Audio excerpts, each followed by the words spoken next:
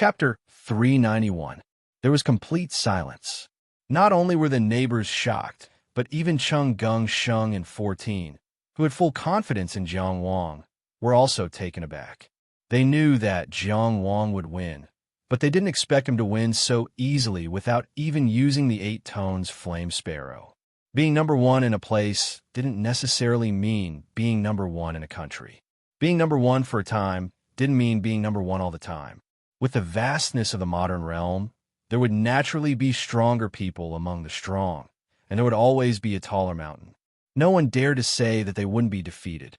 However, in Pingxi County and Linhai County, the Soaring Dragon Realm experts who could compete for the title of number one were easily defeated by Jiang Wang in a 3-on-1 battle. People couldn't help but wonder, what was Jiang Wang's position in the Soaring Dragon Realm? What about the whole Linzi and even the whole world?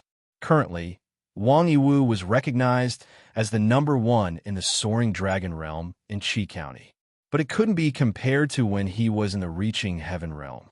Even Jiang Wuxia, the 7th prince of the Qi imperial family, was defeated by him.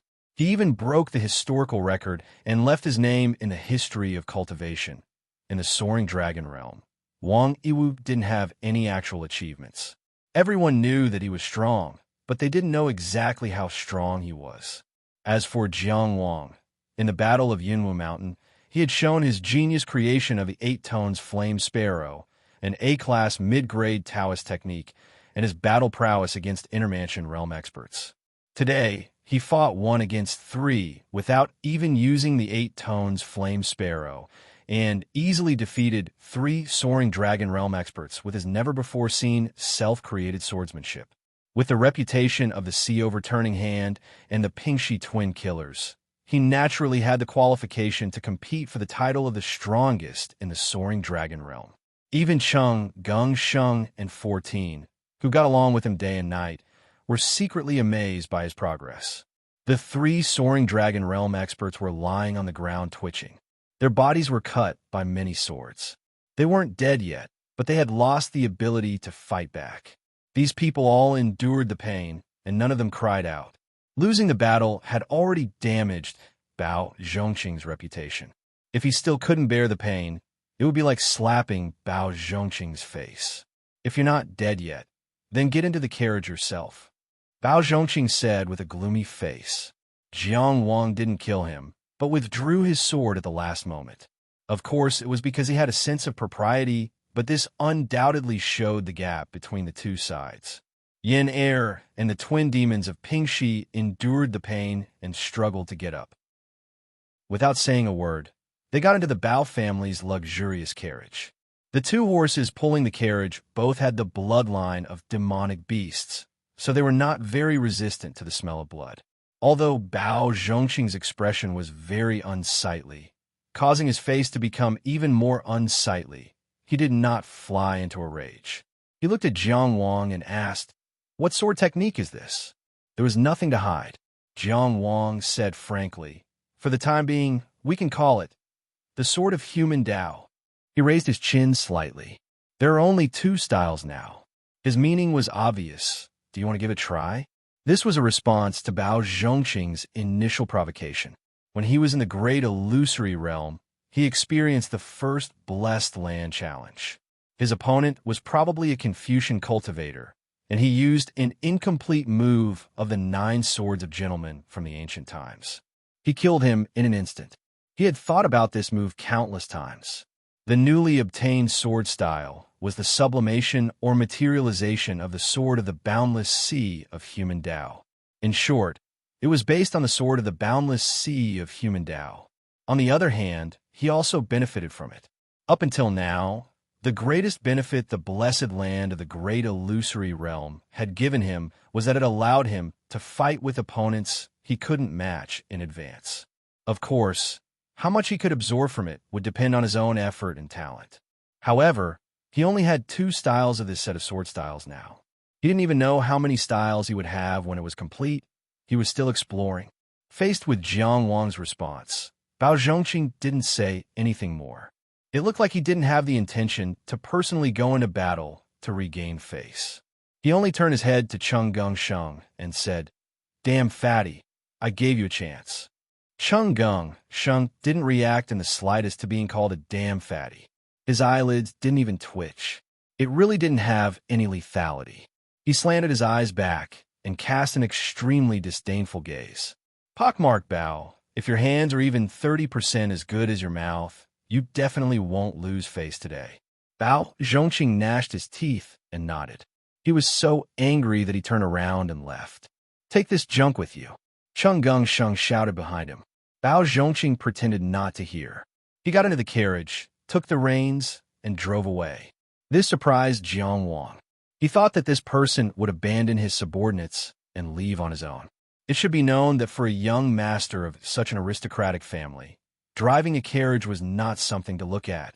In a family with stricter discipline, he might even be reprimanded.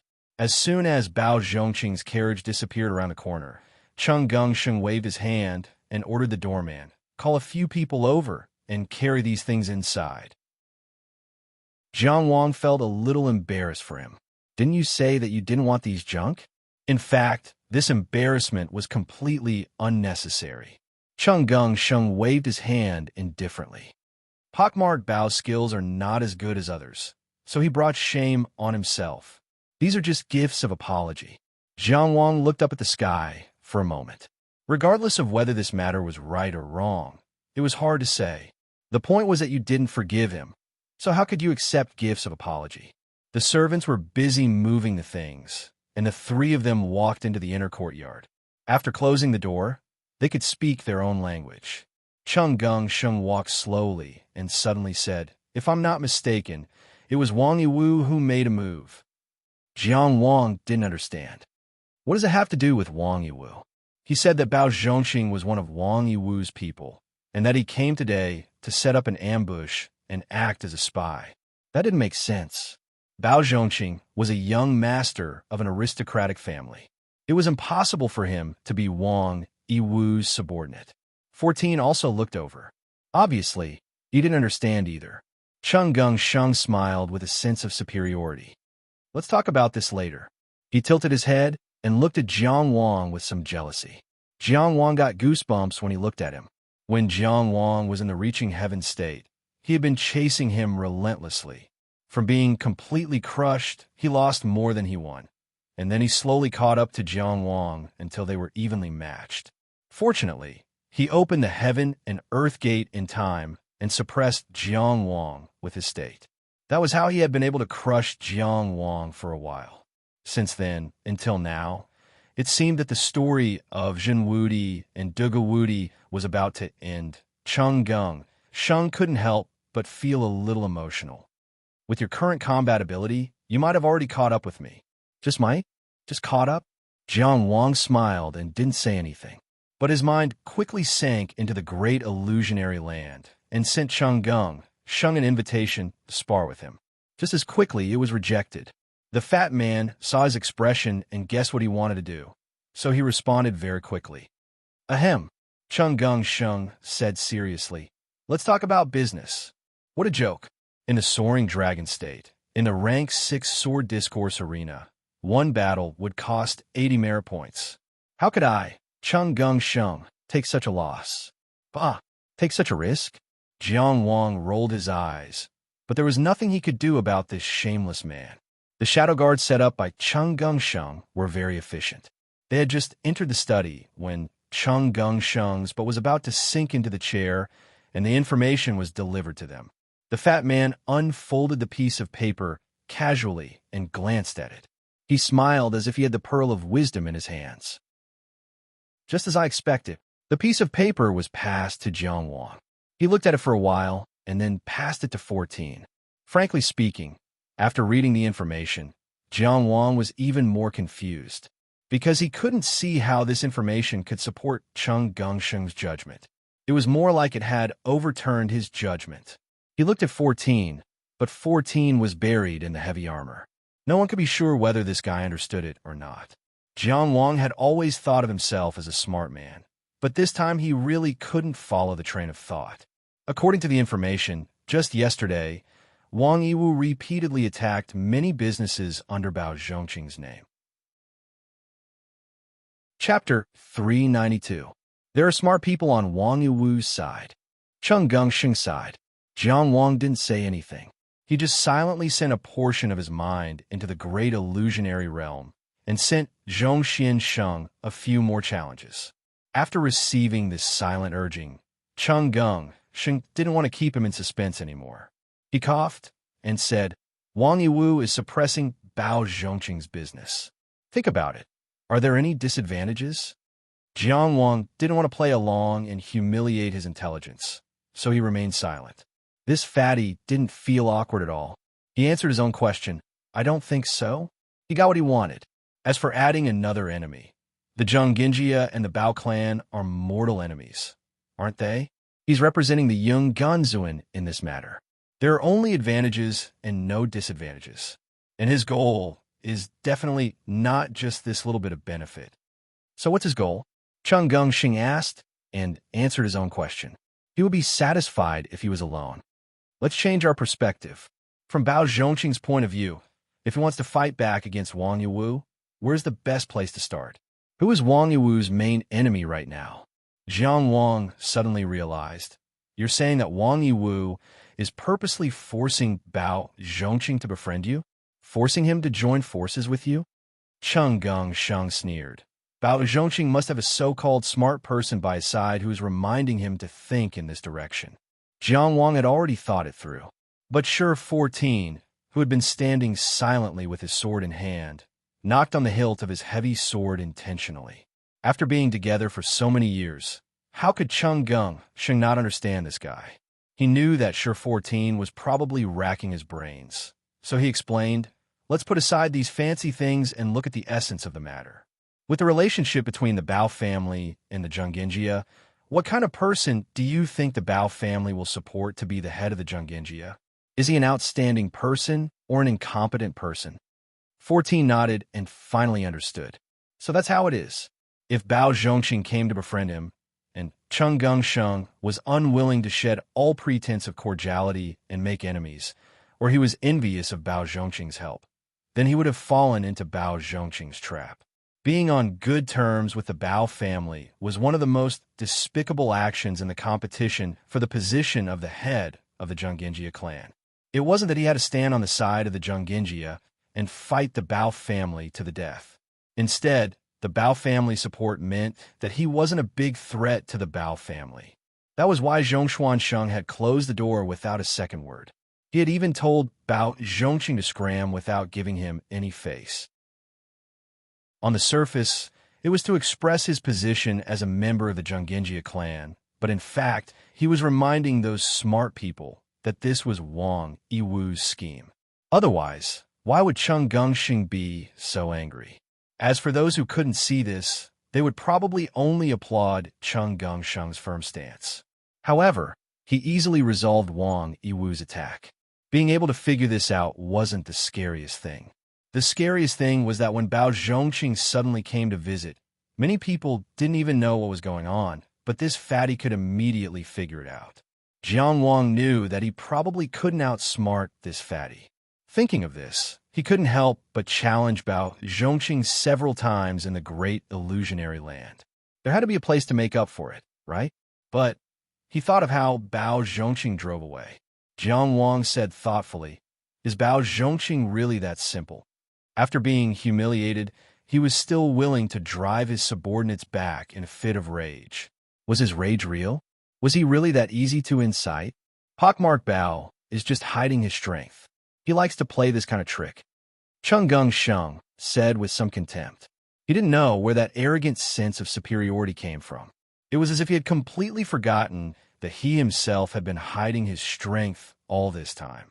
The more time Jiang Wang spent with Cheng Gongsheng, the more he felt that when he first met Chongxian Chuliang, this Marquis Ding Yuan's judgment of Cheng Gongsheng was too accurate. Compared to Yung Genzuan, this guy's biggest advantage was really his thick skin. You know Bao Zhongqing very well? Jiang Wang asked. Since you have ambitions in your clan, it's impossible not to know the Bao clan. It's the same for Bao Zhongqing. Cheng Gongsheng's words suddenly became domineering. If he has ambitions in taking over the Bao clan, it's impossible that he didn't do his homework on me. Cheng Gongsheng. It's just that things like intelligence can't be hidden. Chung Gung-sheng bent his finger and knocked on his temple. Especially for someone like me, who has a brain. Who was he mocking? Jiang Wang pretended to glance at Shi 14 casually, but he just happened to meet Shi 14's gaze. Jiang Wang. Shi 14. Chung Gung-sheng held back his laughter, but in order to avoid being beaten, he continued to explain in a low-key manner. Most of the time, don't look at the surface. No matter how embarrassed or frustrated he is, as long as you look at the final impact of each choice on him, whether it's good or bad, you can tell whether this person is really stupid or just pretending to be stupid. Speaking of which, Chung Gung-sheng looked at Jiang Wang and said, "You didn't kill Bao Zhongqing's subordinates. I thought you understood." Jiang Wang silently rolled his eyes. "This is Linzi. How can I not have any scruples? How can I be so reckless as to kill this and that at the drop of a hat?" Chung Gung-sheng also smiled. "What did Bao Zhongqing lose by coming here to make friends?" Jiang Wang probed. "Face? Supplies? What's a loss of face?" Chung Gung-sheng snorted with confidence. Then he said, "Is this batch of supplies a loss? Leaving in my hands will increase the power to deal with Wang Yiwu. In fact, didn't he also achieve his goal of retaliating against Wang Yiwu, harming others without benefiting himself? And at the same time, he didn't hesitate to fatten you up?" Jiang Wang felt that Bao Zhongqing was really ruthless. "Do you know what this means?" Chung Gung-sheng's face was full of resentment as he answered himself. "It means that in his heart, I am still inferior to Yeung Gunzuin. In the Zhenggenjia's struggle for the head of the family, he would rather have me win." Fine. No wonder this fatty was so angry and rude. It seemed that it wasn't all an act. "You mean that although I offended Bao Zhongqing, I didn't scheme against Chung Gung-sheng?" This voice wasn't very loud, but it had an irresistible aura that made it impossible for people to miss it.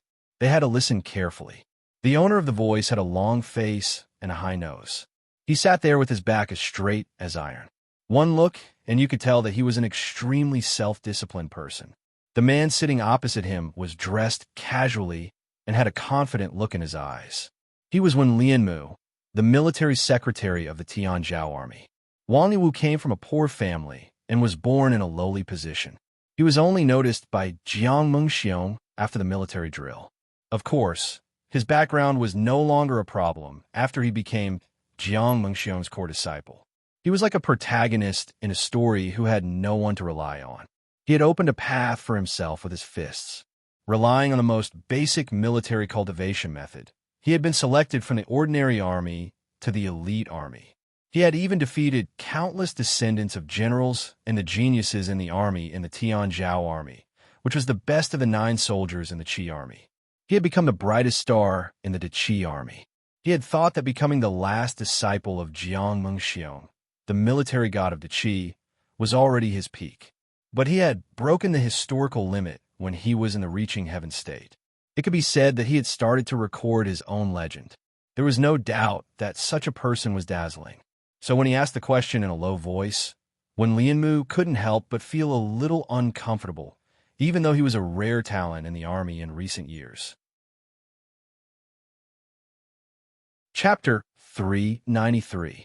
They were currently at the Grand Marshal's residence. The Qi's military god was revered by the people. His highest official position in the Qi court was the Grand Marshal. He had no wife or children and focused on cultivation and military affairs. For a military expert like him, military affairs were cultivation. Therefore, it was not wrong to say that he was a cultivator who focused on cultivation.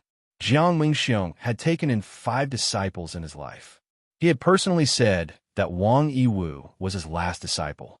In other words, after Wang Yiwu, he would not take in any more disciples. He believed that there was someone who could inherit his teachings. Many people believed that this person was Wang Yiwu. Of the 5 disciples of the Qi's military god, 2 had already died in battle for Qi. The remaining 3 were all extraordinary and had outstanding reputations in the military.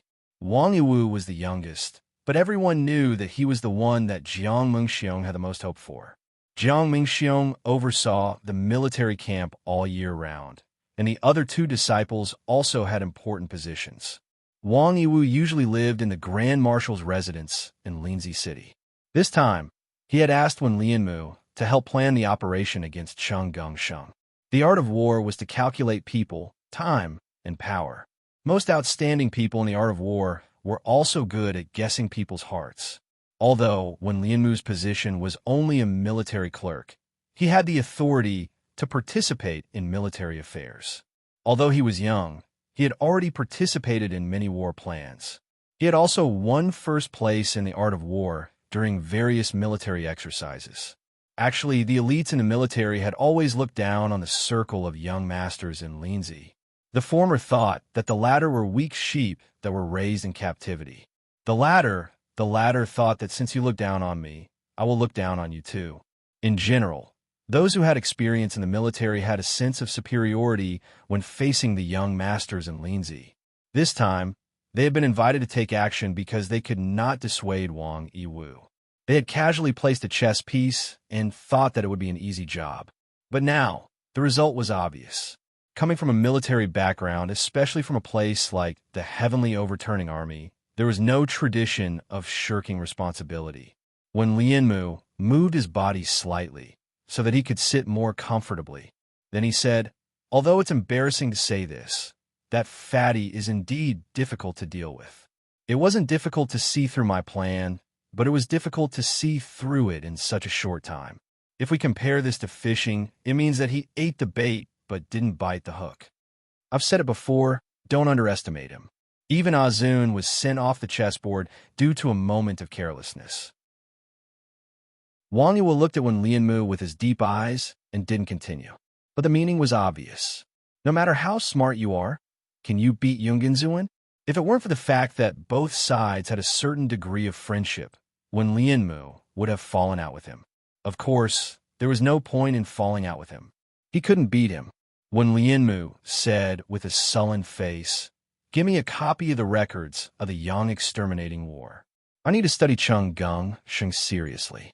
Previously, I thought that his contributions in the Yang Exterminating War were just Ding Yuan Ho trying to gild his name.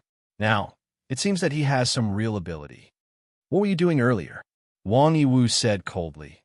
"The art of war says that if you know yourself and your enemy, you will never be defeated.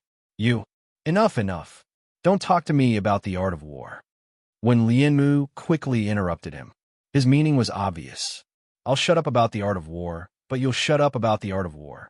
Seeing that Wang Yiwu's expression wasn't good, he quickly added, "Use your connections and get me the records of the Yang Exterminating War. The sooner I understand Cheng Gongsheng, the sooner I can deal with him. If it's too late, by the time Yungenzuan comes out of Jixia Academy, that fatty might already be the family head." Before he could finish speaking, Wang Yiwu had already walked out of the room, leaving behind only his tall figure. When Lianmu wiped his sweat, "This is much more troublesome than the military drill."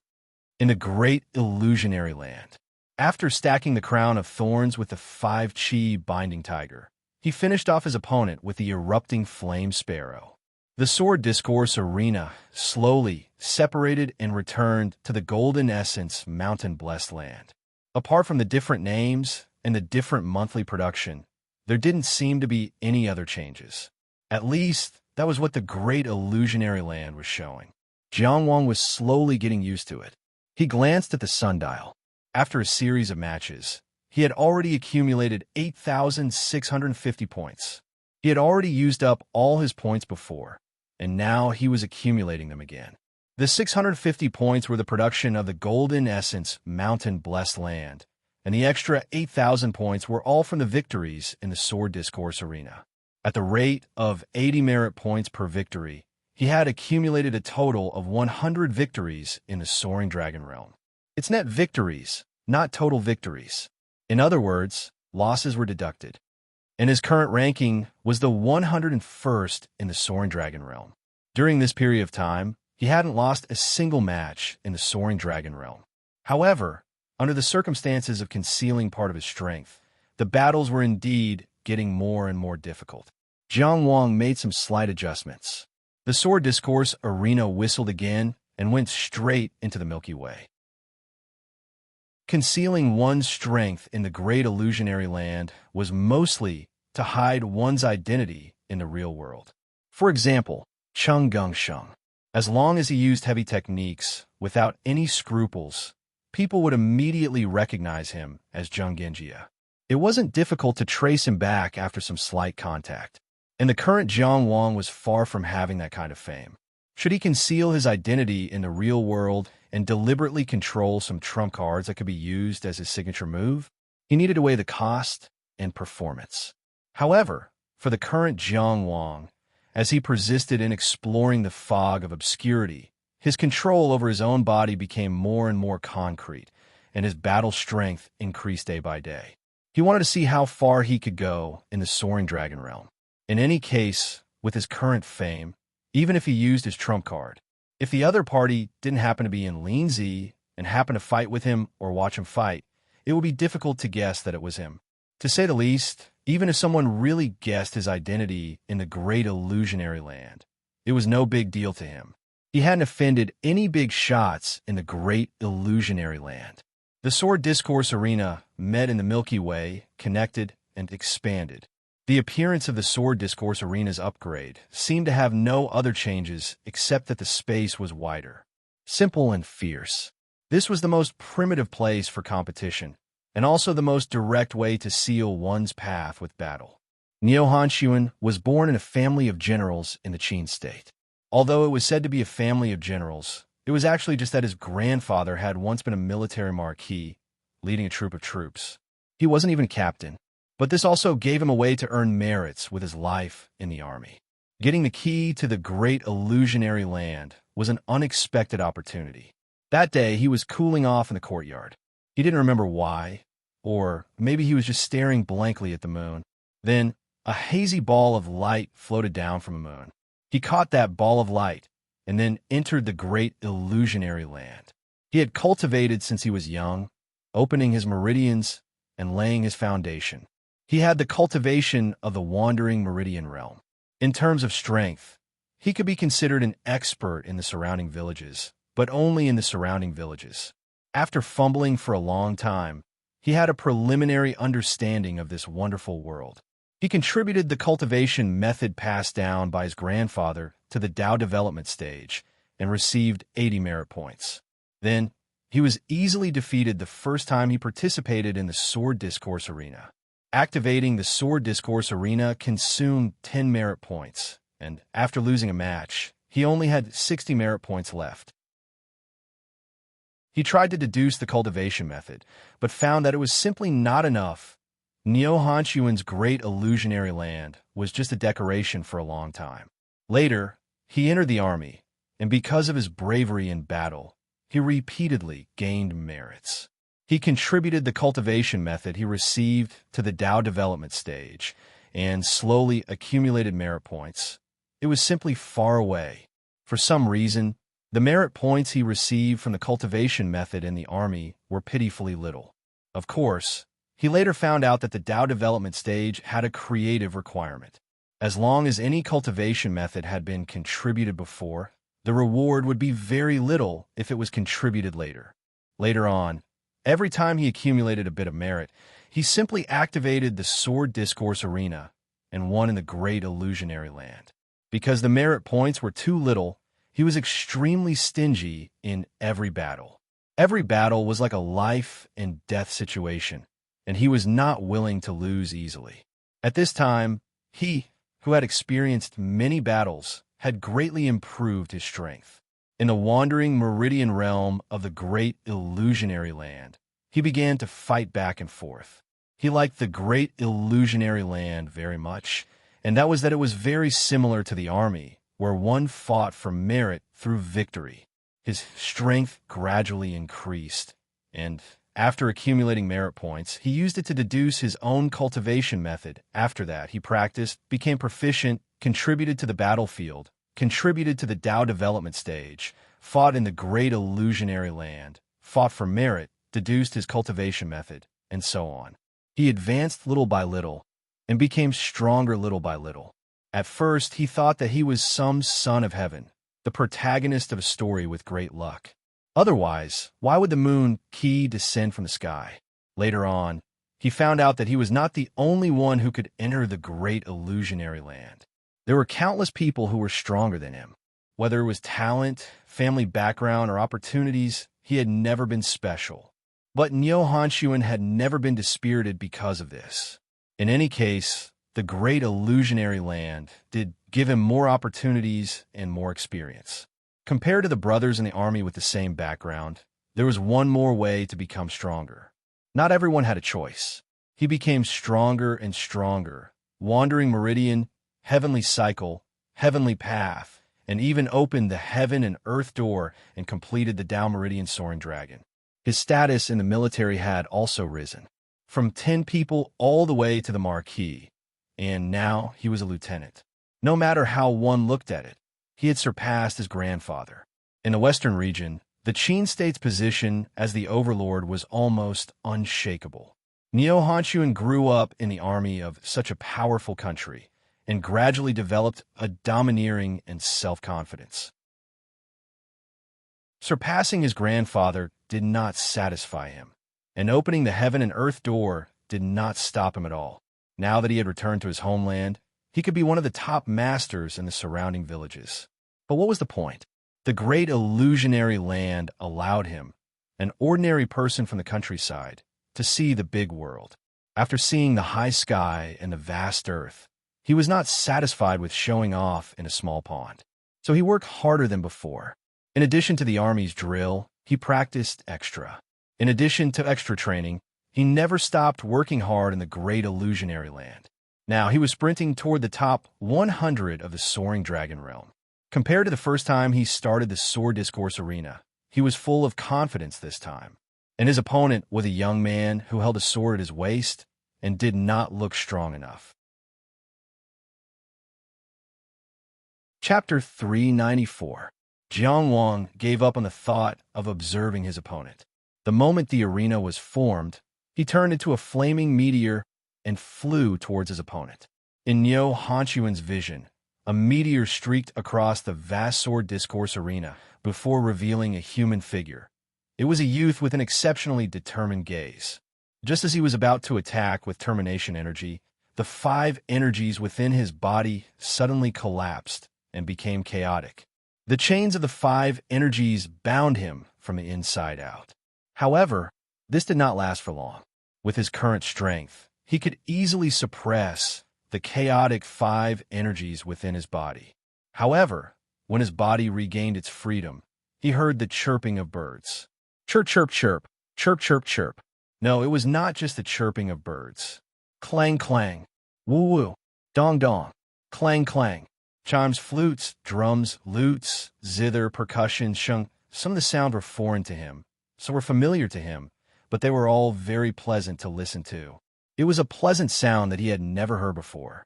8 sounds in unison, 8 notes resonating together.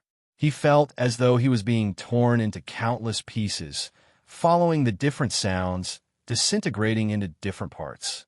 And as the Tao technique poured in without reservation, this feeling became a reality. The densely packed flame sparrows flew towards him and exploded along with him. Only one last thought remained in his mind.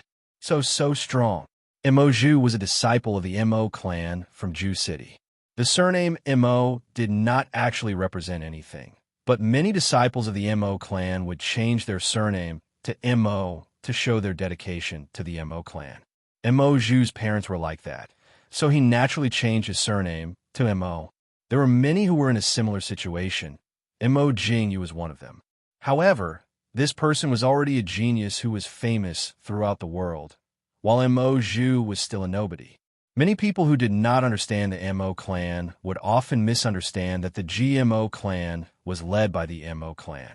In fact, this was a misunderstanding. Even within the Mo clan, there were not many people with the real surname Mo, but many of them changed their surname. It was similar to the Taoist or monk's Taoist or Dharma name, but it was much more relaxed and was not mandatory.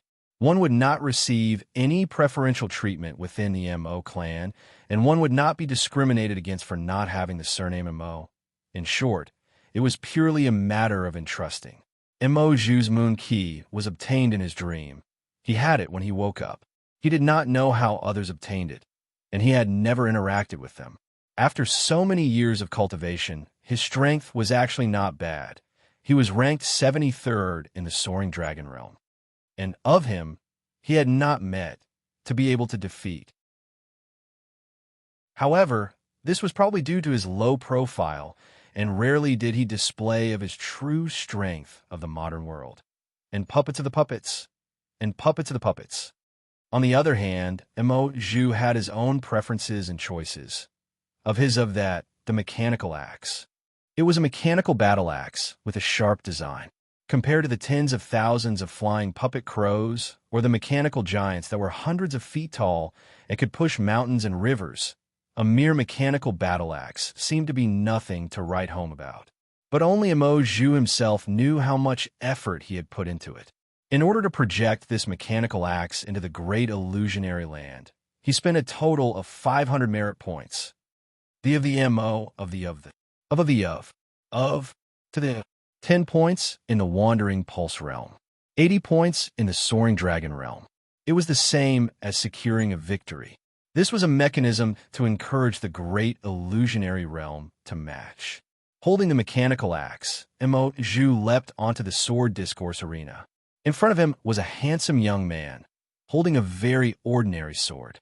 It should not be a projection of a modern world weapon. His posture was steady, his eyes were firm, and his aura was confident. This was a hard-to-come-by enemy. Mo Zhu analyzed the situation in his mind. He was not a person used to expressing himself, but he was very clear-headed. The handle, which had been fine-tuned countless times, fit his palm perfectly. Every finger was in a comfortable position. He pressed lightly, and the edge of the axe extended in a slight arc.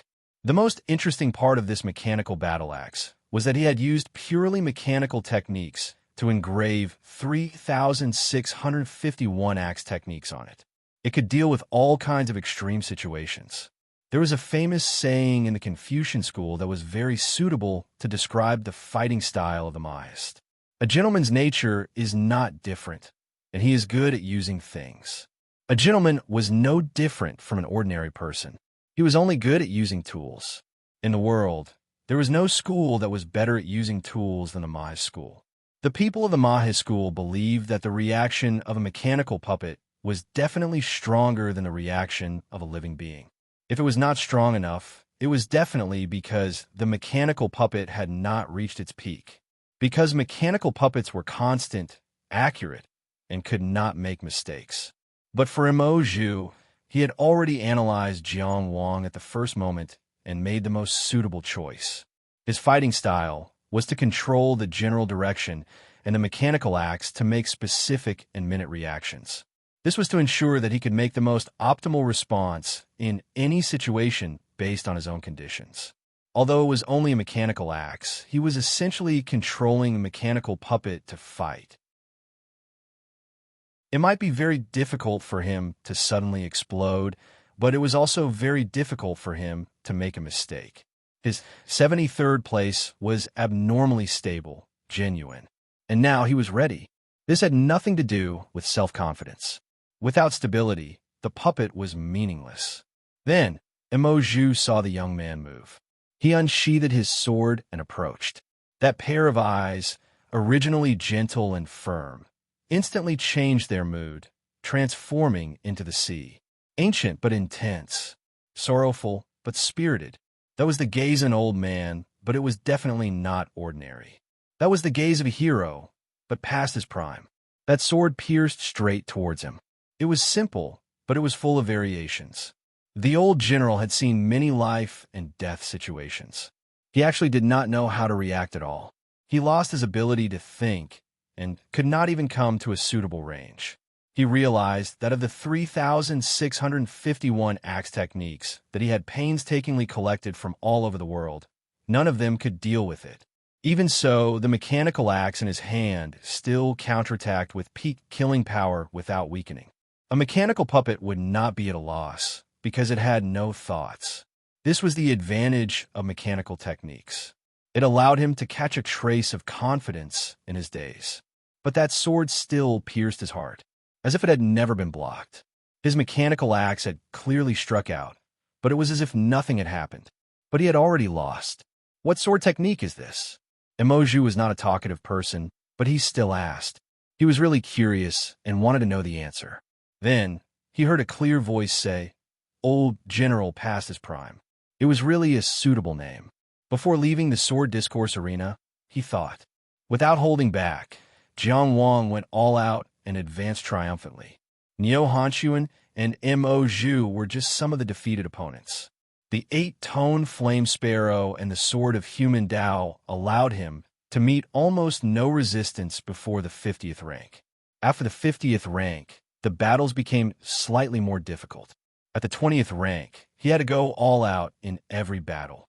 And the time needed to search for an opponent in the sword discourse arena also became longer and longer. Chung Gungsheng knew that he was trying to improve his ranking in the great illusionary realm. He was using various experts to sharpen the newly formed sword of human Tao and perfect his combat system. So he did not look for him if there was anything. This was a rare period of time without any interference, where he could wholeheartedly fight in the great illusionary realm. It also allowed him to discover secrets that he had not discovered before.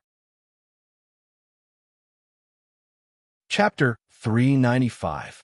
Starting from the 10th place in the great illusionary land, every time he moved up a rank, he would have to fight twice as hard. Jiang Wang couldn't fight continuously anymore.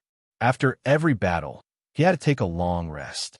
He used this rest time to adjust the isolated island of heaven and earth, familiarize himself with dismantling Taoist magic arts, and cultivate his swordsmanship.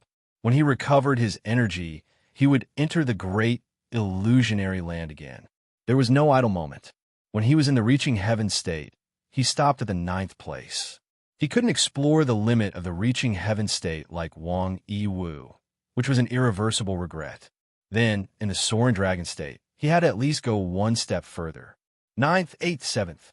He climbed up with difficulty. This time, his opponent was a teenager in a gorgeous robe. Many people in the great illusionary land were used to covering their faces. So here, Jiang Wang only looked at his eyes. This was a pair of eyes mixed with arrogance and stubbornness. Everything on the sword discourse arena was for victory. The opponent didn't want to talk nonsense, and neither did Jiang Wang. Since the first time he participated in the great illusionary land sword discourse arena in the channel wandering state, Jiang Wang had a vague idea of being the champion.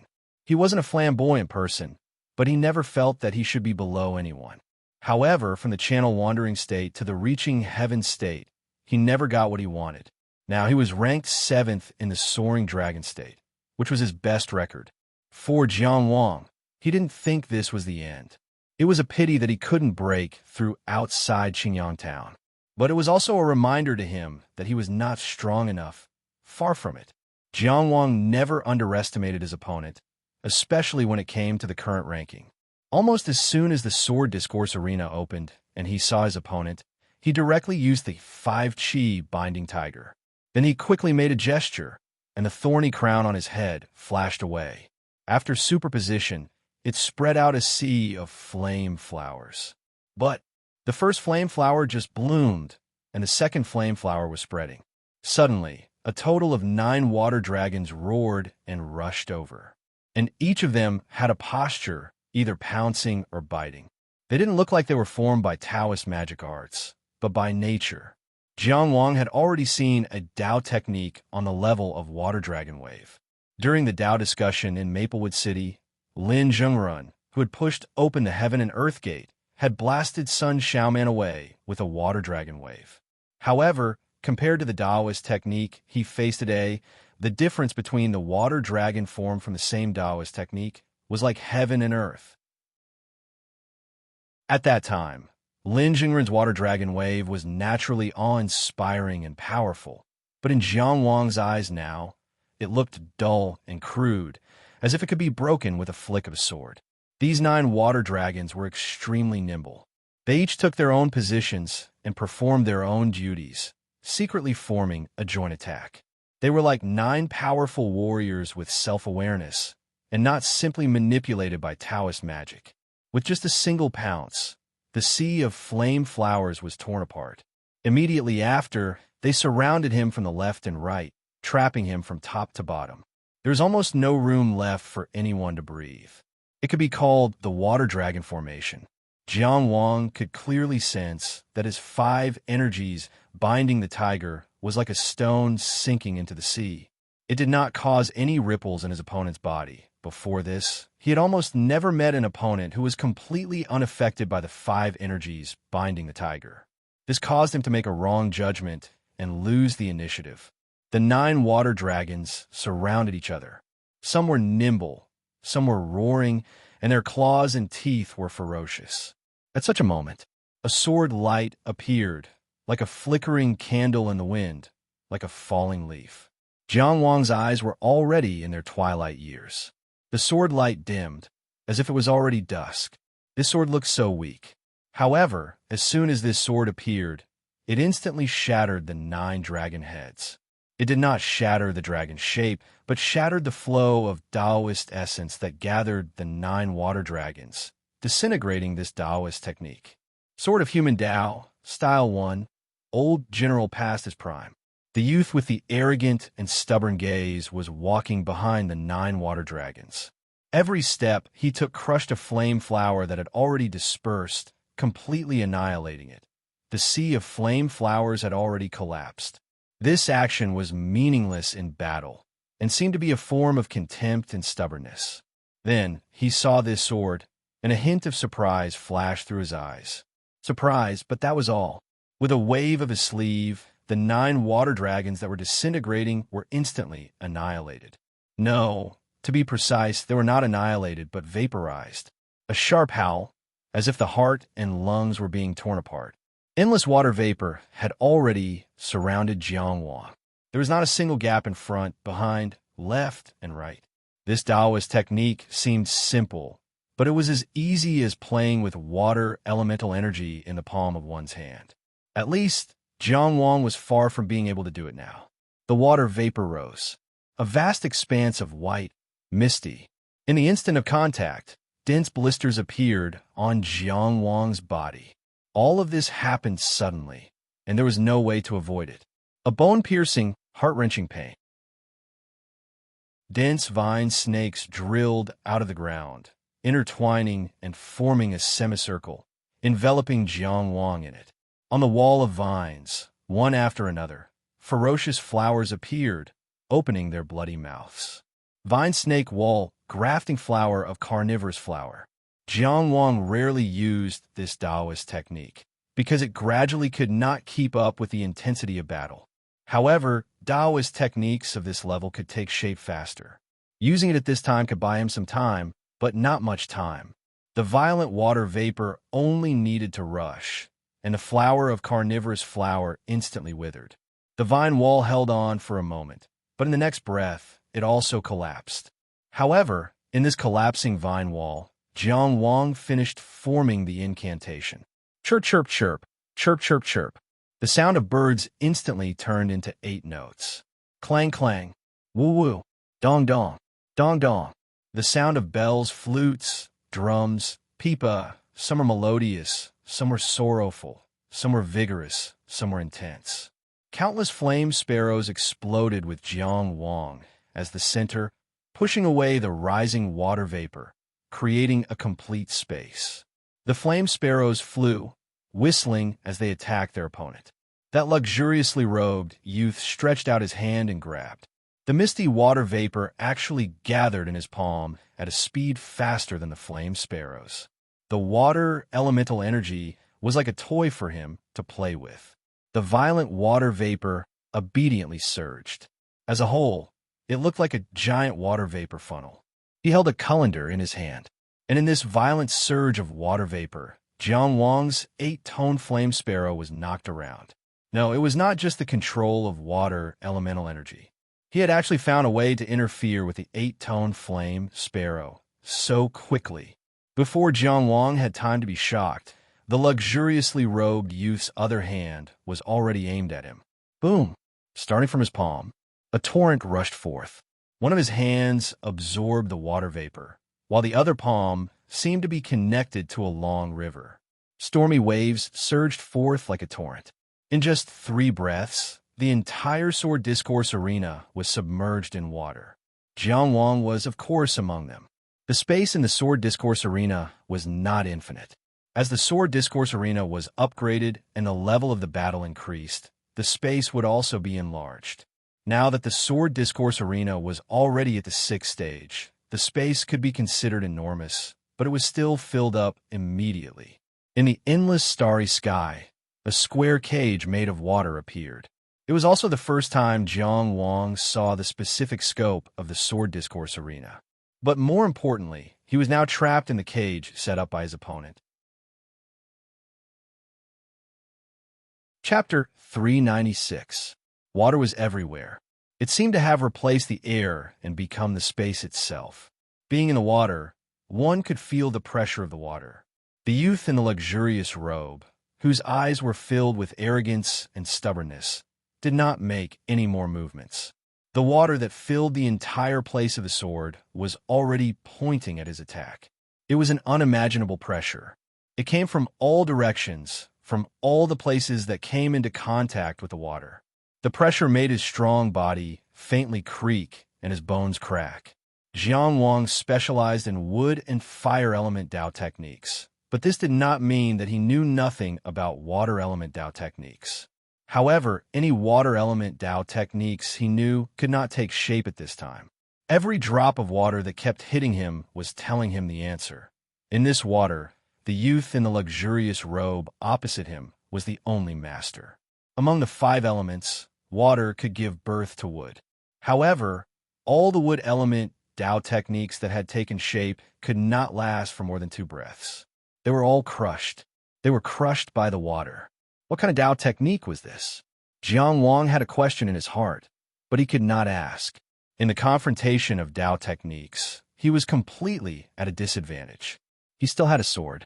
From Fengxi Town to Maplewood City, from Yuwu to Qi, from Qingyang Town to Linzi, he had always walked with a sword. Swordsmanship was engraved into his instincts, and sword moves were memorized by his muscles. He did not think, or it could be said that after thinking, this was the only answer. In such an environment, under such circumstances, what was the answer of the sword? In the omnipresent water, the sword light that could break through everything exploded. The sword light was dazzling, bright, and tenacious. The sword light wrapped Jiang Wang in it and opened up a sword domain in the water domain. He used the sword light to hold up a circle. Jiang Wang broke out in a desperate situation and formed a circle with his sword. However, the youth in the luxurious robe only raised his eyebrows slightly, as if to express admiration. Then he clenched his fist. The pressure of the water suddenly increased. The circle of the sword shook and was compressed to the extreme.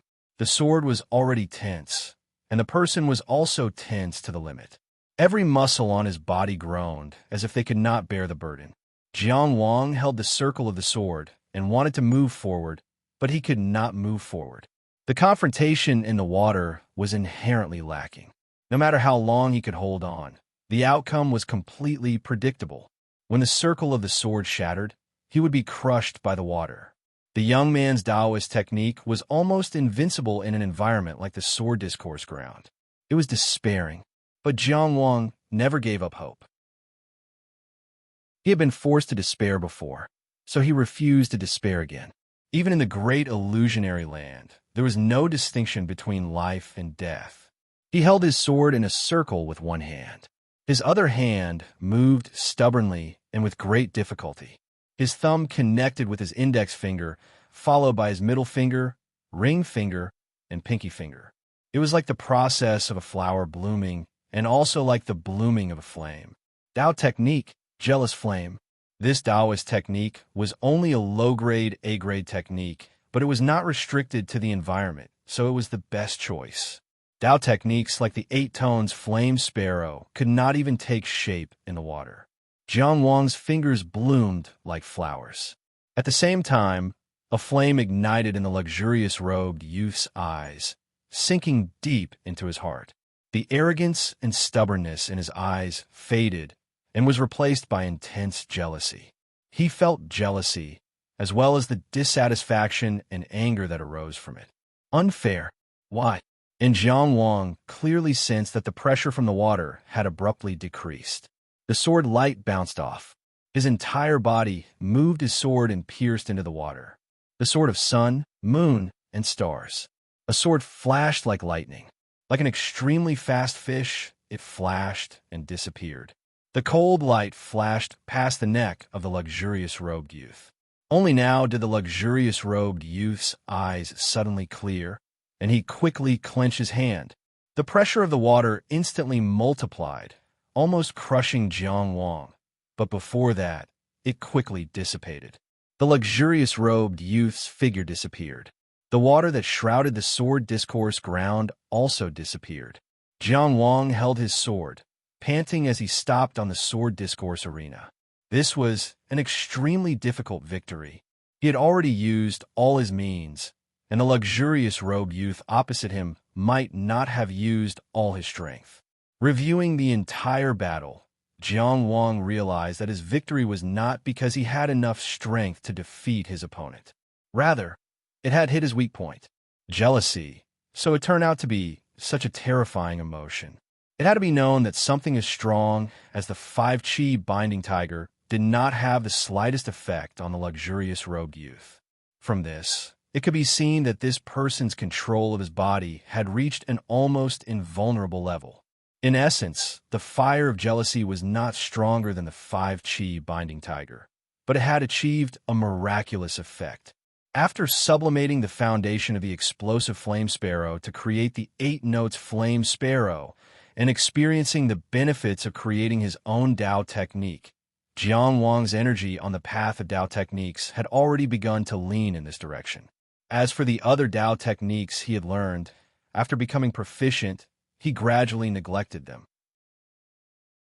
Unlike before, even if he could use them freely, he would still repeatedly study them. Thus, it was only now that he began to examine the fire of jealousy again. How could an exquisite Tao technique that had been painstakingly studied and polished by generations of predecessors be so easily surpassed? This cultivation world was as vast as the sea of smoke. Countless great traces constantly reminded Jiang Wang of the word humility. His mind was still immersed in this rare victory when he heard a voice from the great illusionary land. Dugawudi has advanced to the 6th position of the soaring dragon realm, becoming a cultivator of the 6 directions of the great illusionary land. When these words entered his ears, the corresponding information was also known to Jiang Wang. 6 directions cultivator was a kind of honor in the great illusionary land. Only the strongest person in the same realm had the qualifications to obtain it. At the wandering pulse realm, it was the 9 palaces cultivator. There were a total of 9 places. At the heavenly cycle realm, it was the 8 trigrams cultivator.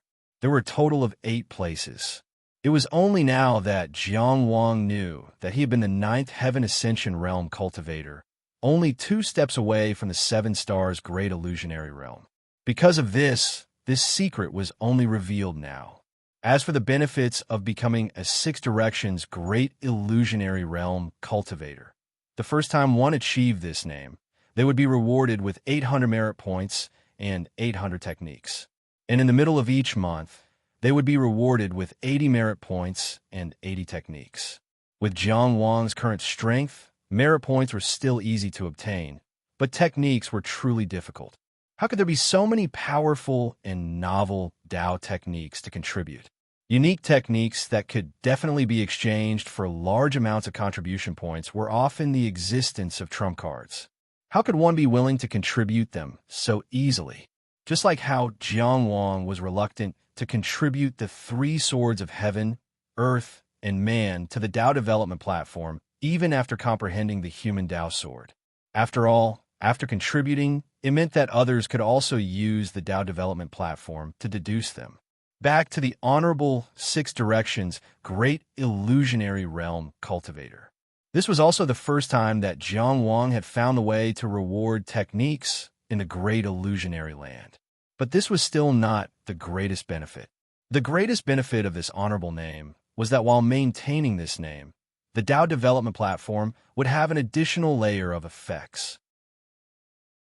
In other words, after receiving the reward of 800 techniques, Jiang Wang's Tao development platform was still at the second layer with a number of 1,235, not reaching the limit of 3,000 techniques needed to upgrade the Tao development platform. But when he was deducing techniques and Tao techniques, he could already enjoy the effects of the third layer of the Tao development platform. Everything in the great illusionary land had to be explored by oneself. However, Jiang Wang could have discovered this secret when he was in the Heaven Ascension realm. The Seven Stars Great Illusionary Realm Cultivator originally had a reward of at least 400 techniques. In addition to the additional effect of the Tao development platform, the road to the limit of the Heaven Ascension realm was not too far. It could even be said that it was within reach. But the matter had already passed. That Shi Jing had already sacrificed himself to the heaven and earth gate. There was nothing more to say. Chapter 397. In an extremely luxurious courtyard. The youth in luxurious robes had a gloomy expression and did not say a word. Guangshu, the beautiful middle-aged woman, walked in and asked worriedly, "You chased all the servants out. What happened?" The youth in luxurious robes twitched the corner of his mouth as though he did not want to speak. However, he still forced himself to reply, "I lost a match and lost my composure. I do not want others to see it." He did not say where or who he lost to, but the beautiful middle-aged woman seemed to know about the Great Void Illusion Realm. Hearing this, she only consoled, "Don't mind a temporary victory or defeat. Everyone loses sometimes." The youth in luxurious robes became angry and raised his voice, "Because others have also lost. Therefore, it is natural for me to lose, right?" Mother did not mean that. The beautiful middle-aged woman explained, "You have already worked very hard to have such battle prowess after opening your meridians for a year. Moreover, this is your first time losing. Not bad." The youth in luxurious robes said coldly, "I laid down such a solid foundation before opening my meridians. Now, I cannot even be number one in the Great Void Illusion Realm." The beautiful middle-aged woman said gently, "With the vastness of the world and the abundance of talents, who can claim to be number one forever? You did not use the Heaven Essence Great Pill to open your meridians, so it is inevitable that you have a congenital deficiency. Stop finding excuses for me." The youth in luxurious robes flicked his sleeves and left. However, before leaving the courtyard, he left behind another sentence. "Weak is weak. I can face it, but I will not be weak forever." The beautiful middle-aged woman was stunned for a moment. After a long time, she sighed towards the empty courtyard. "Silly child. There is a limit to a person's strength. Even if... Why must you make things difficult for yourself?" After winning consecutive matches and earning the title of Great Void Illusion Realm Cultivator, Jiang Wang had already accumulated 10,001 points. He did not have the confidence to win against the youth in luxurious robes again. Thus, he had to use the benefits of the title of Great Void Illusion Realm Cultivator as soon as possible. The effect of adding one layer to the Tao development platform allowed him to directly use the third layer to deduce cultivation techniques. Compared to the second layer of the Tao development platform, the third layer of the Tao development platform clearly provided better choices. However, there was a certain limit. This was because any cultivation technique or Tao technique had its limits. It was possible that he had already reached his limit on the second level. So even if he reached the third level, there wouldn't be any room for improvement. Jiang Wang sorted out his Tao technique system. Now, there were 4 Tao techniques that needed to be improved, had room for improvement, and had value. Control-type Tao technique, 5 Qi Binding Tiger. It was an area of effect, Tao technique, Sea of Flame Flowers. Strengthening Tao technique, Crown of Thorns. It was a track-type, Tao technique, Recollection. The degree of demand gradually decreased. As for the other Taoist techniques, they either had no value to be improved, such as the rattan snake entangling the wall, or they had room for improvement but were far from enough. For example, he could deduce the flame flower burning the city after using the flame flower, but the required effort was absolutely not enough. Or, once he improved them, they would exceed the limit that Jiang Wang could control and would be meaningless, such as the 8 tones flame sparrow.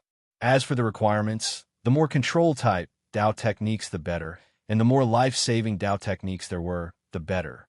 Even after the 4 spirits body refinement technique, there was a need for a new body refinement technique. But unfortunately, the Dao development platform couldn't create something out of nothing. As for the Sword Dao, he only wanted to start from himself and wasn't willing to rely on the Dao development platform. A gentleman was good at borrowing from things, but he couldn't completely rely on things. He had to constantly improve himself. Among the 4 Taoist techniques, the 5 Qi Binding Tiger was derived from the upper B grade Dao technique, Binding Tiger. There might be room for improvement from the 2nd to the 3rd level of the Dao development platform. The Sea of Flame Flowers was created by Jiang Wang himself. Currently, it wasn't able to keep up with high-level battles, so he needed to use the 3rd level of the Dao development platform to perfect it. The Crown of Thorns was only a upper B grade Dao technique, and it was unable to strengthen an A grade Dao technique. As for recollection, it was derived from the middle C grade recollection grass. Its foundation was extremely shallow, and it was only a lower B grade Dao technique. In a battle of the same level, it was almost useless and might not be able to find the whereabouts of others. But the need for it was at the end. Only after strengthening the other 3 Dao techniques would he invest the remaining effort into it. After a series of deductions, to Jiang Wang's surprise, the 5 Qi Binding Tiger consumed the least effort among the Dao techniques. It only consumed 500 points of effort.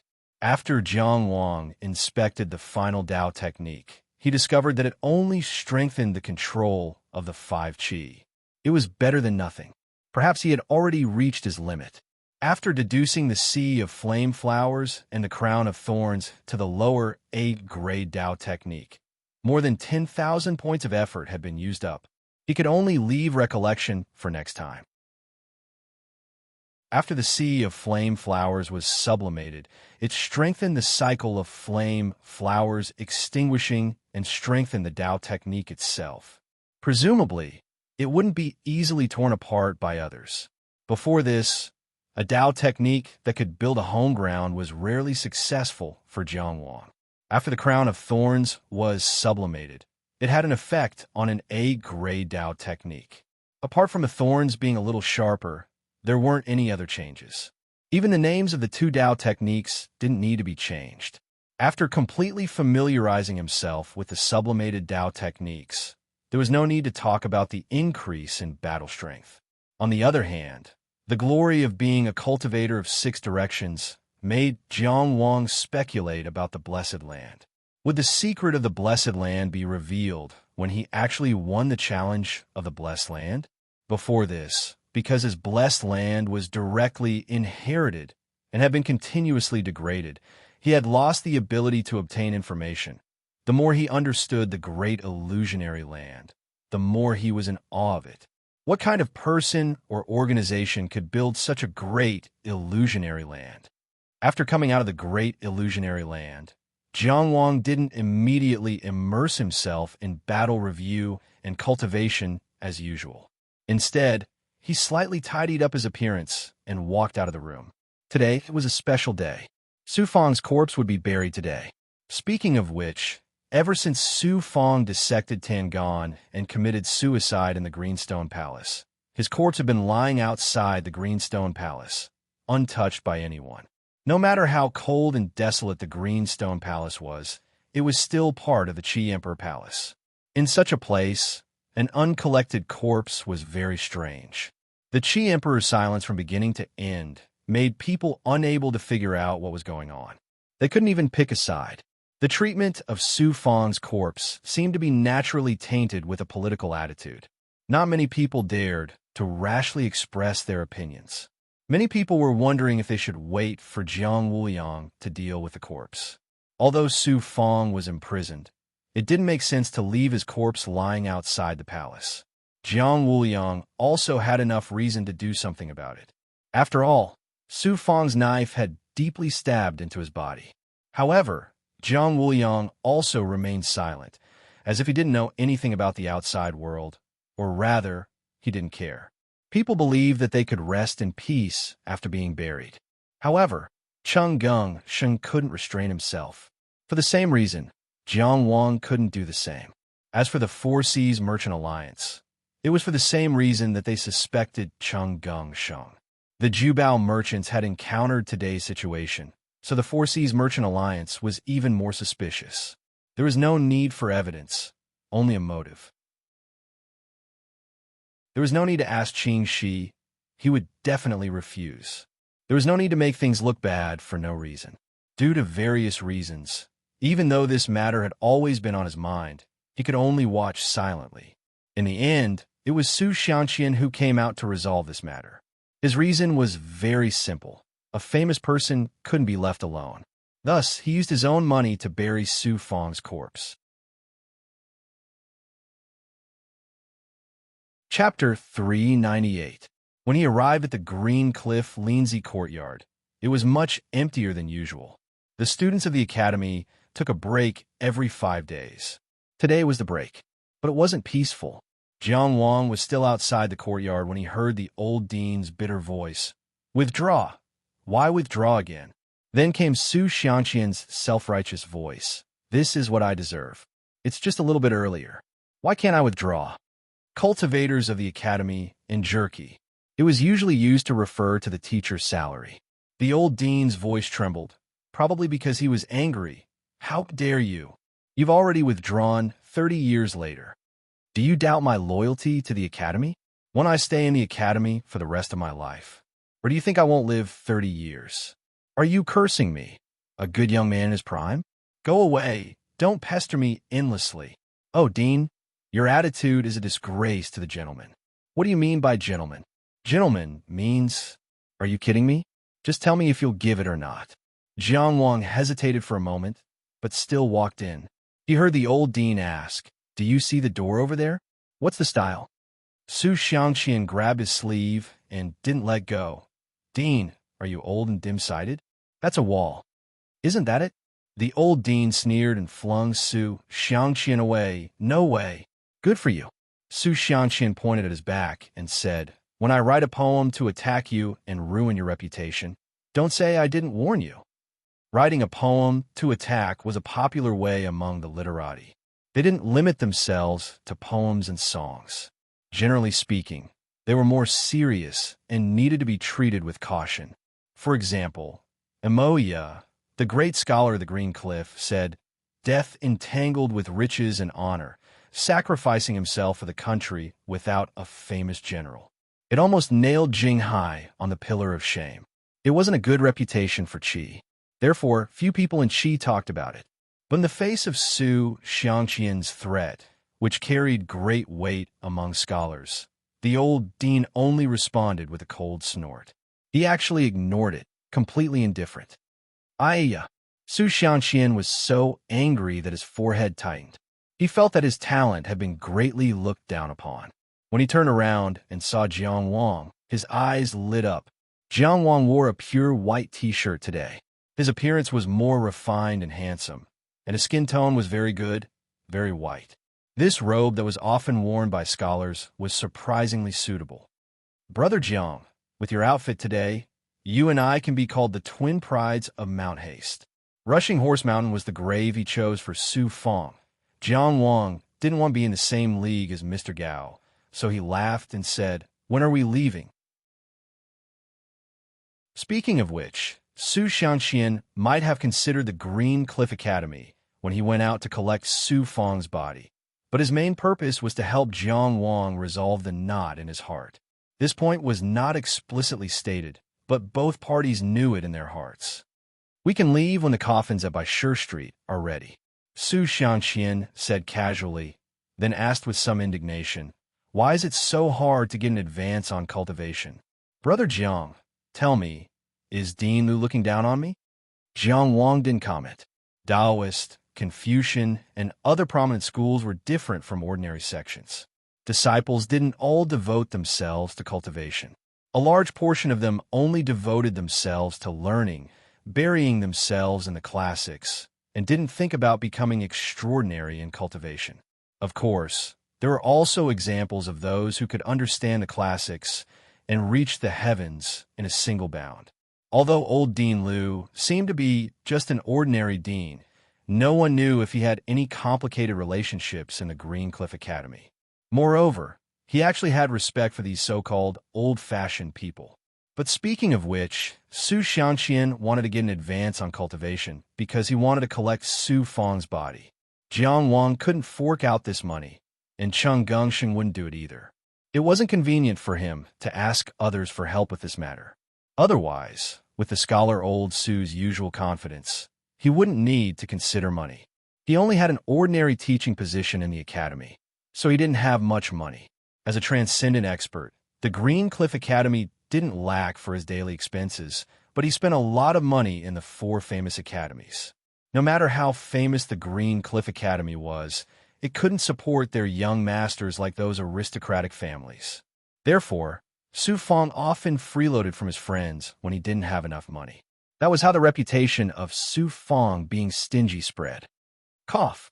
Jiang Wang thought for a moment. About the money, you don't have to worry about this. Su Xianqian waved his hand. I'll take care of it easily. If Jiang Wang really had to fork out money to handle Su Fang's funeral, then there was no point for Su Xianqian to step in. Jiang Wang didn't say much. After all, for a transcendent expert, this level of money wasn't too difficult a matter. Before leaving the academy, Su Xianqian thought for a moment. He still couldn't swallow this anger, so he ran back to the academy and fetched an inkstone. He stood in front of the academy's wall, motionless, and began to meditate. Jiang Wang didn't know what he was thinking, so he couldn't say anything. He could only watch from the side.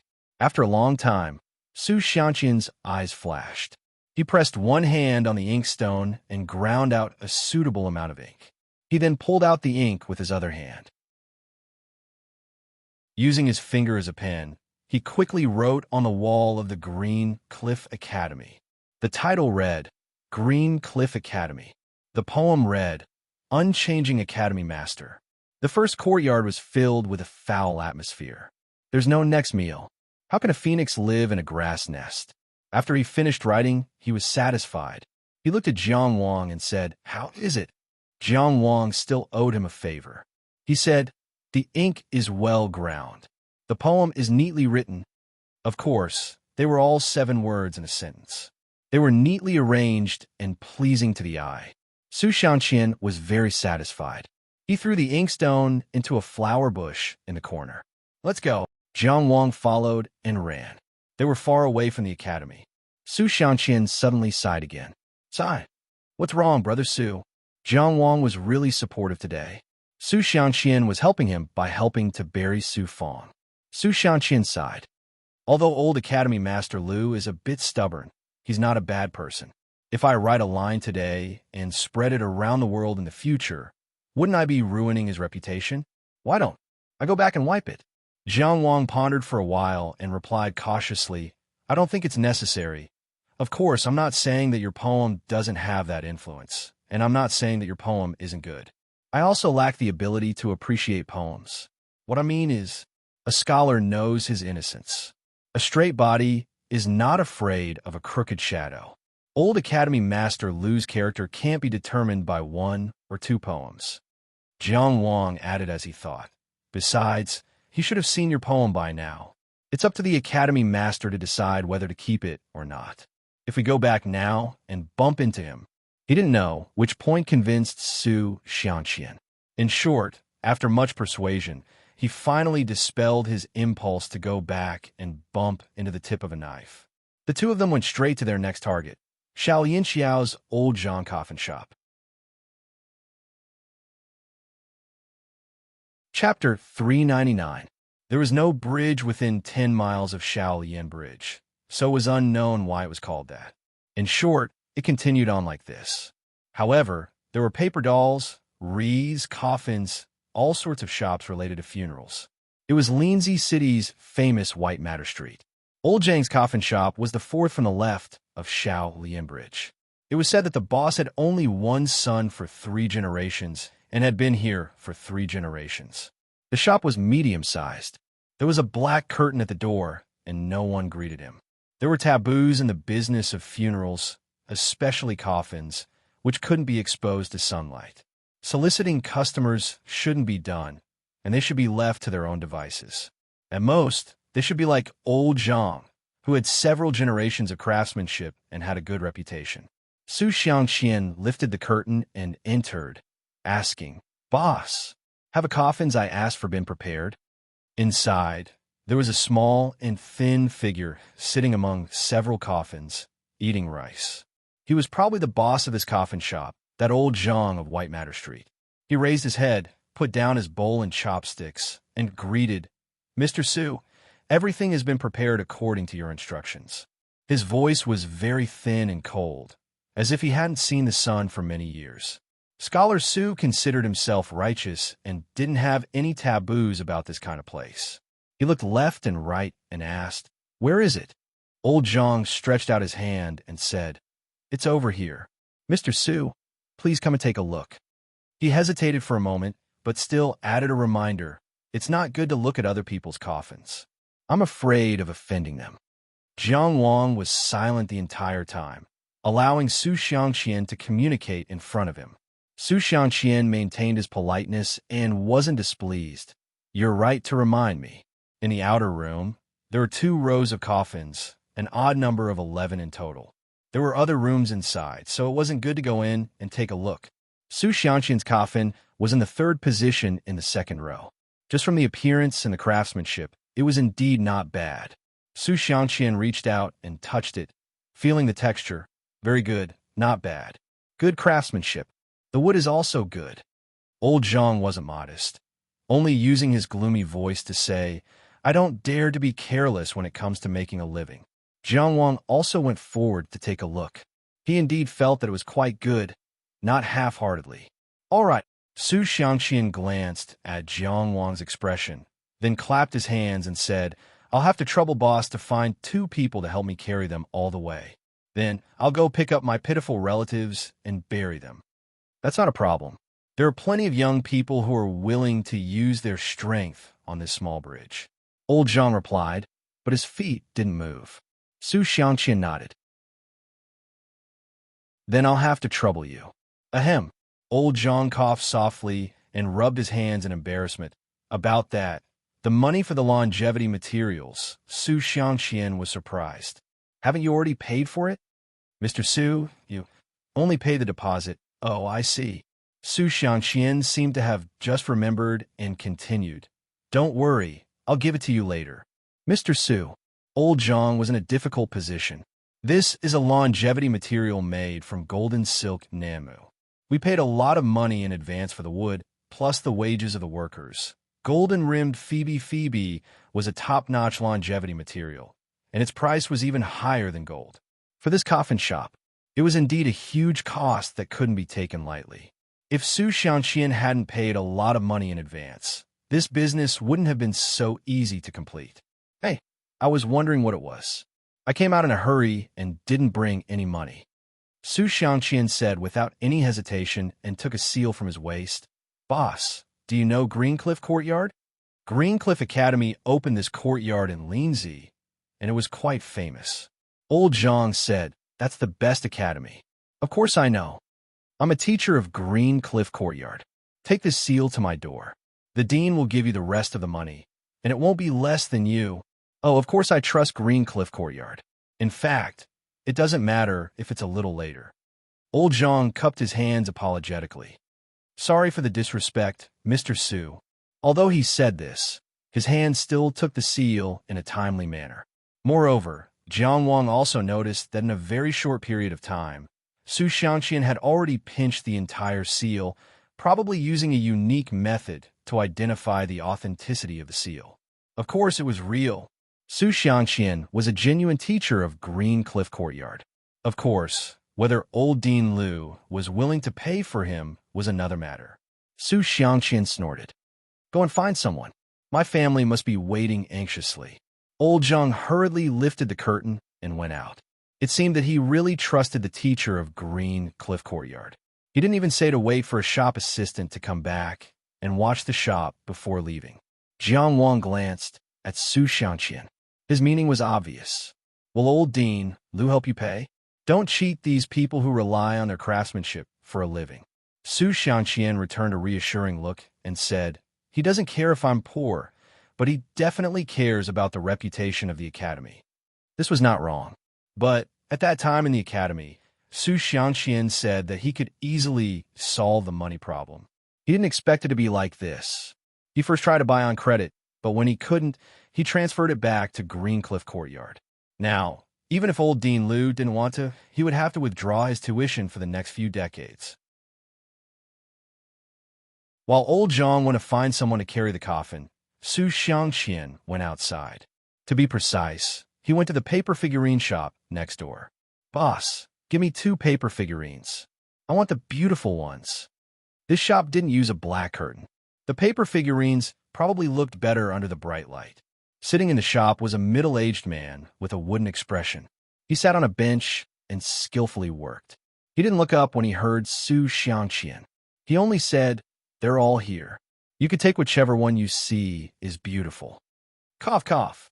Su Xiangqian pretended to look for a while and coughed a few times to attract the middle-aged man's attention. He then said, I'll take it myself. I'll pay you later. Unexpectedly, the middle-aged man only replied, okay. Jiang Wang stood at the door of the coffin shop and glanced over. He felt that this person didn't look like a businessman. Of course, most of his attention was on the peddler who had already walked up and down the street 6 times. He had already seen this person no less than 10 times since he left Mount Xia Villa, went to Green Cliff Courtyard, and then went to Little Lianxiao. Su Xiangqian had changed his attire, but the pair of shoes with a shallow cut hadn't changed. For those who were observant, this was already eye-catching enough. At the door of the paper figurine shop, the other party didn't care whether or not Su Xiangqian would go back on his word. Instead, Su Xiangqian became excited. Why don't you ask who I am and where I live? What if I go back on my word? How are you going to ask me for money later? The middle-aged man's busy hands paused. He raised his head and glanced at Su Xiangqian. His gaze paused on Su Xiangqian's strangely high forehead for a few breaths. Only then did he say plainly, you look like a respectable person. You can't hide this bit of money from me. That's true. Su Xiangqian nodded in deep agreement. Then let's put 2 on credit and make 2 pairs. My family suffered a lot. In any case, it'll be more lively over there. Even if the middle-aged man who made the paper figurines didn't know how to do business, he still felt troubled. Aya, an Xian, look at how talented I am. How could I deceive you? Su Xiangqian said comfortingly. In the future, I'll come often and take care of your business. The middle-aged man, with a wooden expression, looked at him. He wanted to say something, but stopped. However, there was clearly some doubt in his eyes. This business of mine, can I come here often? Chapter 400. Noticing the hesitation of the paper figurine shop owner, Su Xiangqian repeated his old trick. If you really can't do it, you can go back with old Zhang and ask for money from Green Cliff Courtyard. He can give you some. At this time, old Zhang came back with 2 young men.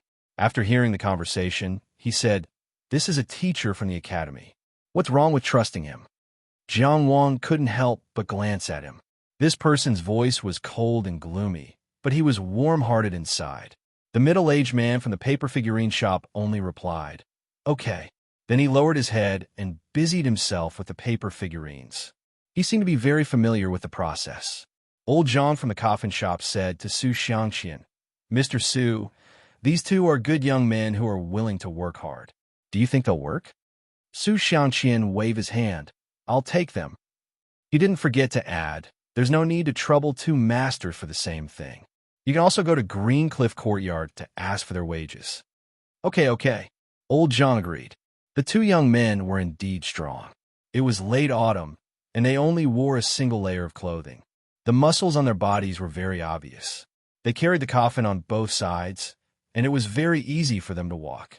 It wasn't that Su Xiangqian or Jiang Wang couldn't carry a mere coffin, or that they lived like princes and had to hire people to serve them. Instead, hiring people to carry the coffin was a part of the funeral etiquette. This was the result of being as simple as possible. Originally, 8 people were required to carry the coffin during the burial. These 8 people had to be highly respected in the clan and were able to convince the masses. They were called the 8 bearers. However, Su Fang's blood relatives were all gone. His hometown was Shiming County's Songcheng. If the villagers who watched Su Fang's family die because of the family closure fee were asked to carry the coffin, Su Fang's corpse would probably crawl out of the coffin in anger. The 2 young men carried the coffin and walked behind. Su Xiangqian held 2 in each hand and held 4 paper figurines in front to open the way. According to the complete funeral etiquette, in addition to the 8 bearers, there had to be someone who raised a white banner, cleared the way, sent the paper figurines, and scattered paper money. Su Xiangqian alone took care of the latter. He wasn't related to Su Fang. This matter was neither good nor unlucky. As a disciple of the Green Cliff Academy, it was even more condescending. This was especially valuable. Jiang Wang followed behind. To a certain extent, he could already represent Cheng Gongsheng. It was understandable that he would follow along to offer his condolences. After all, Cheng Gongsheng was a person worthy of respect, and he had actually helped Cheng Gongsheng. If Cheng Gongsheng did nothing, it would be too deliberate. However, it was also inappropriate to carry a coffin and take a step further. During this process, one had to grasp a measure that was related to the human heart. Old John from the coffin shop was also by his side. As soon as the coffin was carried out of the shop, he closed the door. He was in a hurry to go to Green Cliff Courtyard to ask for money. No matter how trusting he appeared on the surface, his heart was burning with impatience. It was just that they had to split up when they reached the end of the street. Jiang Wang looked around aimlessly. Sure enough, he saw another target, but he just passed by without alerting anyone. He pretended to ask Old Zhang casually, "Did the paper figurine shop next to your house just open?" Old Zhang from the coffin shop was stunned.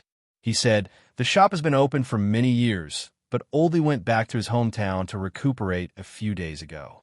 He asked his nephew to take over the business for a while. It was quite sudden. He rushed back and didn't have time to say anything. Why? Oldie's paper figurines are not good enough. We don't know each other well.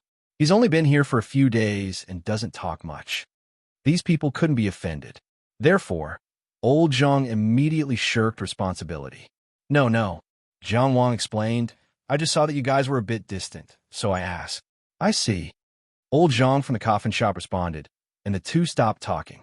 At the intersection ahead, he turned in the direction of Green Cliff Courtyard. Jiang Wang followed behind the coffin bearers to Green Rock Palace. There was something wrong with a wooden, middle-aged man from the paper figurine shop. Although he was very skilled at making paper figurines, it looked very real. Jiang Wang noticed that the shop was very old, and the middle-aged man's clothes were washed white. It was obvious that he was a diligent and thrifty person. But 2 paper figurines were on credit. The money wasn't much, and they weren't made of Phoebe Janan wood. There was no reason for credit. Moreover, they didn't know each other well. It didn't look like a small business. Later, they were conflicted because Su Xiangqian asked for 2 more on credit. If they agreed, it would be too fake. According to Old Zhang from the coffin shop, the middle-aged man was the nephew of the original owner of the paper figurine shop.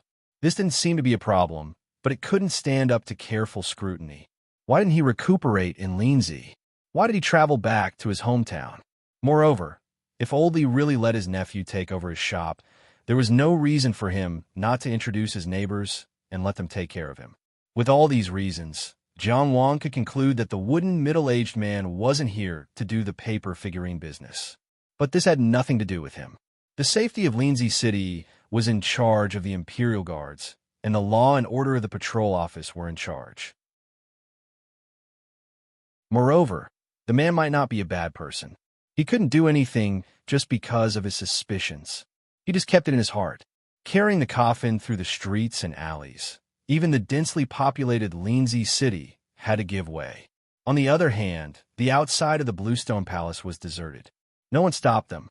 There wasn't even a strange look in their eyes. It made one's hair stand on end. Su Xiangqian led the way.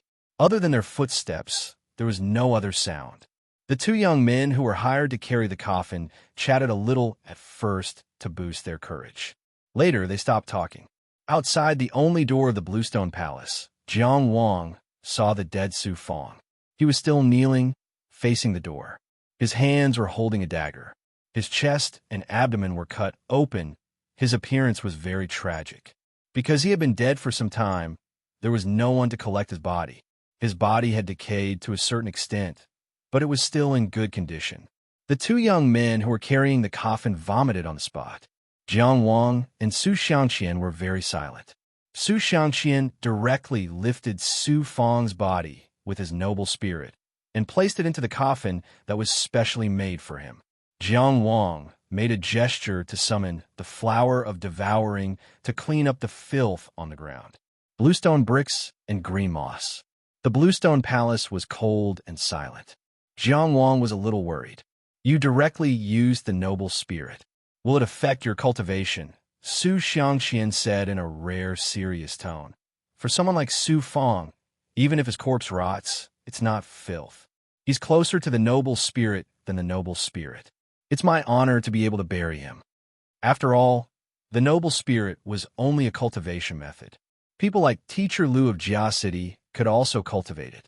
However, the real noble spirit came from one's personality and could not be erased. Jiang Wang raised his head and saw a sparrow with a tilted head on the cornice. It seemed to be very curious about them. There's not even a fly here, but there's a sparrow? Su Xiangqian seemed to have some thoughts. Jiang Wang reached out and pulled him. Let's go. Don't miss the time. Of course, Su Xiangqian received the warning not to cause trouble. After thinking about it, he called out to the coffin bearers. Let's go. The two young men had more or less recovered. They lifted the coffin and left. This place was really unsettling. Outside the Bluestone Palace, there was a rare movement. The sound of footsteps gradually faded away. The Bluestone Palace was like a dead object. It was like the Bluestone itself. It allowed the wind and rain to blow and people to come and go. After editing, this line was removed. Chapter 4:01. Outside Linzi's southern city walls was a mountain called Mount Hurting Horse. Legend had it that a general had died while riding a horse. No one knew the general's name. Only the mountain's name had been passed down. Presumably, a general who could die of exhaustion on the road couldn't be considered a famous general. For some reason, this mountain gradually became a graveyard. Many graves were moved here. Because it had some fame, it was a place of rest, under the protection of the so-called general.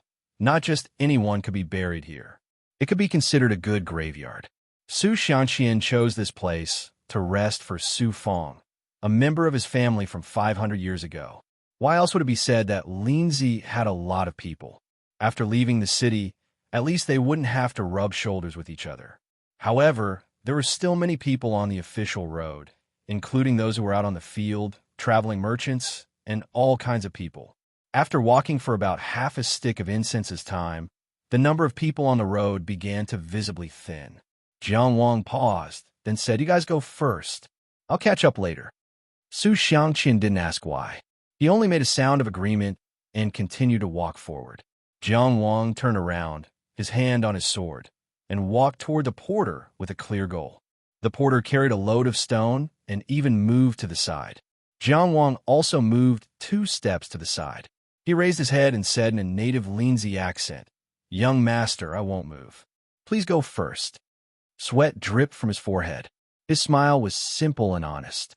"I'm afraid you won't be able to keep up," Jiang Wang said. "Look at what you're saying. Why would I follow you? I'm carrying the stone ahead. We're not going the same way." This porter looked like he was in his 30s or 40s. But if he removed the layer of wax on his face and his messy beard, he would look at least 10 years younger. Jiang Wang stared at him and said, "How do you know we're not going the same way? How do you know where I'm going?" The porter was stunned, then quickly responded, "You're going the same way as the one who did the funeral. Of course you're going to Mount Hurting Horse. There's no need to think too much about it." Jiang Wang looked down and indicated for him to look at his feet. "I've seen your boots a dozen times. What? You don't want to change?" Only then did the porter realize where the problem was. He didn't think that the person who prepared his outfit would make such a low-level mistake. However, this was not the time to be calculative. This was troublesome. Such a thought surfaced in his mind. Without saying anything, he threw the load in his hand and threw it, along with the carrying pole and 2 baskets of stones, straight toward Jiangwang. Boom! For the explosion to occur in such a short distance, it was enough to show the strength of the force. Jiangwang pulled his sword out of its sheath, its cold light flashing. The carrying pole broke into 2 pieces, and the stones separated into 2 parts. As if they had their own consciousness, they all circled around Jiangwang. In the meantime, Jiangwang moved forward without permission. The tip of his sword went straight for the porter's vital point. Pa! The porter clasped his hands together and actually managed to clamp down on the sword with his bare hands. Then, he forcefully twisted the sword outwards and ferociously kicked out. Jiangwang didn't budge. He twisted his sword slightly, and the violent sword chi instantly exploded in a whirlpool. In order to protect his hands, the porter had no choice but to let go and retreat. Jiangwang used this opportunity to slash down with his sword, cutting off the leg that the porter couldn't pull back in time. However, a ball of termination energy surged out from the leg, wrapping around the porter's leg and lifting it up. He actually wanted to meet Chang Xiangxi head-on. This straightforward and fierce fighting style was indeed that of a cultivator from the military. Jiangwang made a judgment in his mind. He swung his sword in reverse, aiming for his opponent's throat. A cold light flashed through the porter's eyes. He raised his left hand to block his neck, but the tip of his foot jabbed toward Jiangwang's chest without hesitation. He had a bit of ruthlessness, willing to trade his hand for a life. Jiangwang reached out with lightning speed and pressed down on the porter's calf. His body soared into the air, and he spun around in the air, sending out a whip kick. Crack! This whip kick exploded through the air and directly struck the porter's arm that was blocking his neck, forcing it inwards. Together with the porter's hand, it smashed into the porter's right face, sending him flying. All of this happened in the blink of an eye. It was so fast that there was no time to form any hand seals. In terms of strength, this porter stalker was not inferior to Shi Munin, who held the city lord's seal in Jia City. He was also considered extraordinary in the soaring dragon realm. However, to the current Jiangwang, this kind of strength was far from enough to fight. After the porter was sent flying, he immediately flipped over, but Jiangwang was already right in front of him, almost within reach. This was a distance that couldn't be avoided and could easily decide life and death. "Don't force me to hold back," Jiangwang said. As if a basin of cold water had been poured over his head, the porter instantly calmed down. Even if this was Linzi, it wasn't unreasonable for him to accidentally kill an unknown person who was stalking him. Moreover, in that exchange just now, the difference in strength was already very obvious. Compared to those brainless hotheads who fought for their lives, his opponent's rationality was always comforting. Jiangwang withdrew his sword and asked indifferently, "Who told you to stalk me?" The porter clenched his teeth and said, "I can't say. It's not that you don't want to, it's that you can't." Jiangwang thought for a while. In the army, Wang Yiwu? He couldn't help but twitch the corner of his mouth. He felt that he had caught Wang Yiwu's weakness. This was an unexpected gain from this trip. Using military orders for private matters? That's not the case, the porter retorted. You're not from Qi, and your background is unknown. Now you're in Linzi. We have the responsibility of guarding the capital, so we have reason to investigate you. As expected, Wang Yiwu didn't leave behind any weakness so easily. This was a spontaneous investigation by the army, and it could be said to be within the rules. However, at this time, even an unreasonable person had to be strong, let alone being reasonable. Not to mention that my title of Baron was bestowed by the Emperor. Even the Emperor has seen me at Donghua Pavilion and acknowledged my contributions. You suspect me? You doubt the Emperor's judgment? Jiangwang looked at him coldly, almost writing, "Who do you think you are?" on his face. Which army do you belong to? We're just investigating. We didn't do anything. Then do you know the relationship between Wang Yiwu and Yunganzuan? What's my relationship with Cheng Gengsheng? Yung Gunzuin and Chung Gung Sheng are now competing for the position of the head of the family? How intense is this? And how many benefits are involved? Jiang Wang kept asking questions. Even though the porter's face was painted waxy yellow, it was still uncertain at this time. I didn't think that much. I'm just following orders.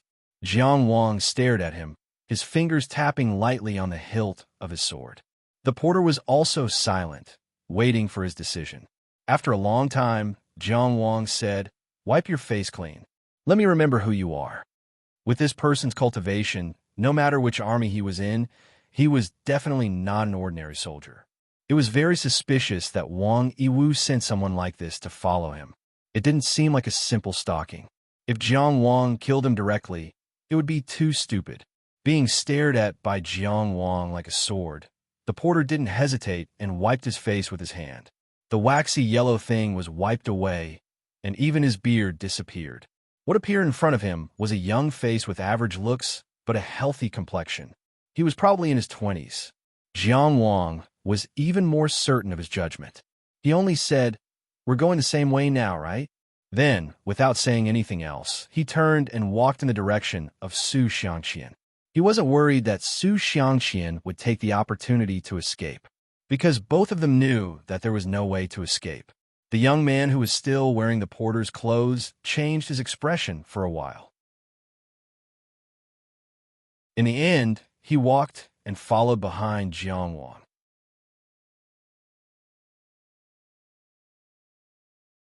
Chapter 402. On the other hand, Su Xiangqian was leading the coffin up the mountain, but he encountered an unexpected situation. Rushing Horse Mountain was a tombstone that wasn't very high. There was only one road up the mountain. It wasn't narrow, but it definitely couldn't accommodate two coffins side by side. When Su Xiangqian put the coffin up the mountain, he met a family that was coming down the mountain after the funeral.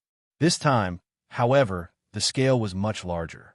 There were people holding white banners, holding mourning lanterns, holding incense pavilions, playing swana and music. The coffin was already in the ground, so he didn't see it. The coffin bearers mixed with the funeral relatives and friends. There were 40 to 50 people in the group, so they should be a well-off family. Su Xiangqian held two paper dolls in each hand in the middle of the road. In contrast, he looked especially lonely. Ferocious road opening ghost, carrying a golden axe. Suddenly, the dangerous path god, carrying a silver dagger axe. He shouted, "Make way, make way." This wasn't rude, but meant to open the way for the funeral. Ghosts were gods, and dangers were also manifested. The road opening ghost and the dangerous path god were actually the road opening god and the manifested path god. They walked at the front of the funeral procession and were responsible for guiding and driving away ghosts. These two gods were indeed honorable. They were confirmed and worshipped in the rituals recognized by the human race in the present world.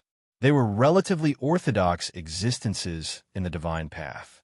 Orthodoxy didn't represent strength, and evil gods weren't necessarily weak. Based on their priesthood alone, they couldn't be stronger than the white bone god. Of course, here, opening the way for the funeral was just using the names of these two gods.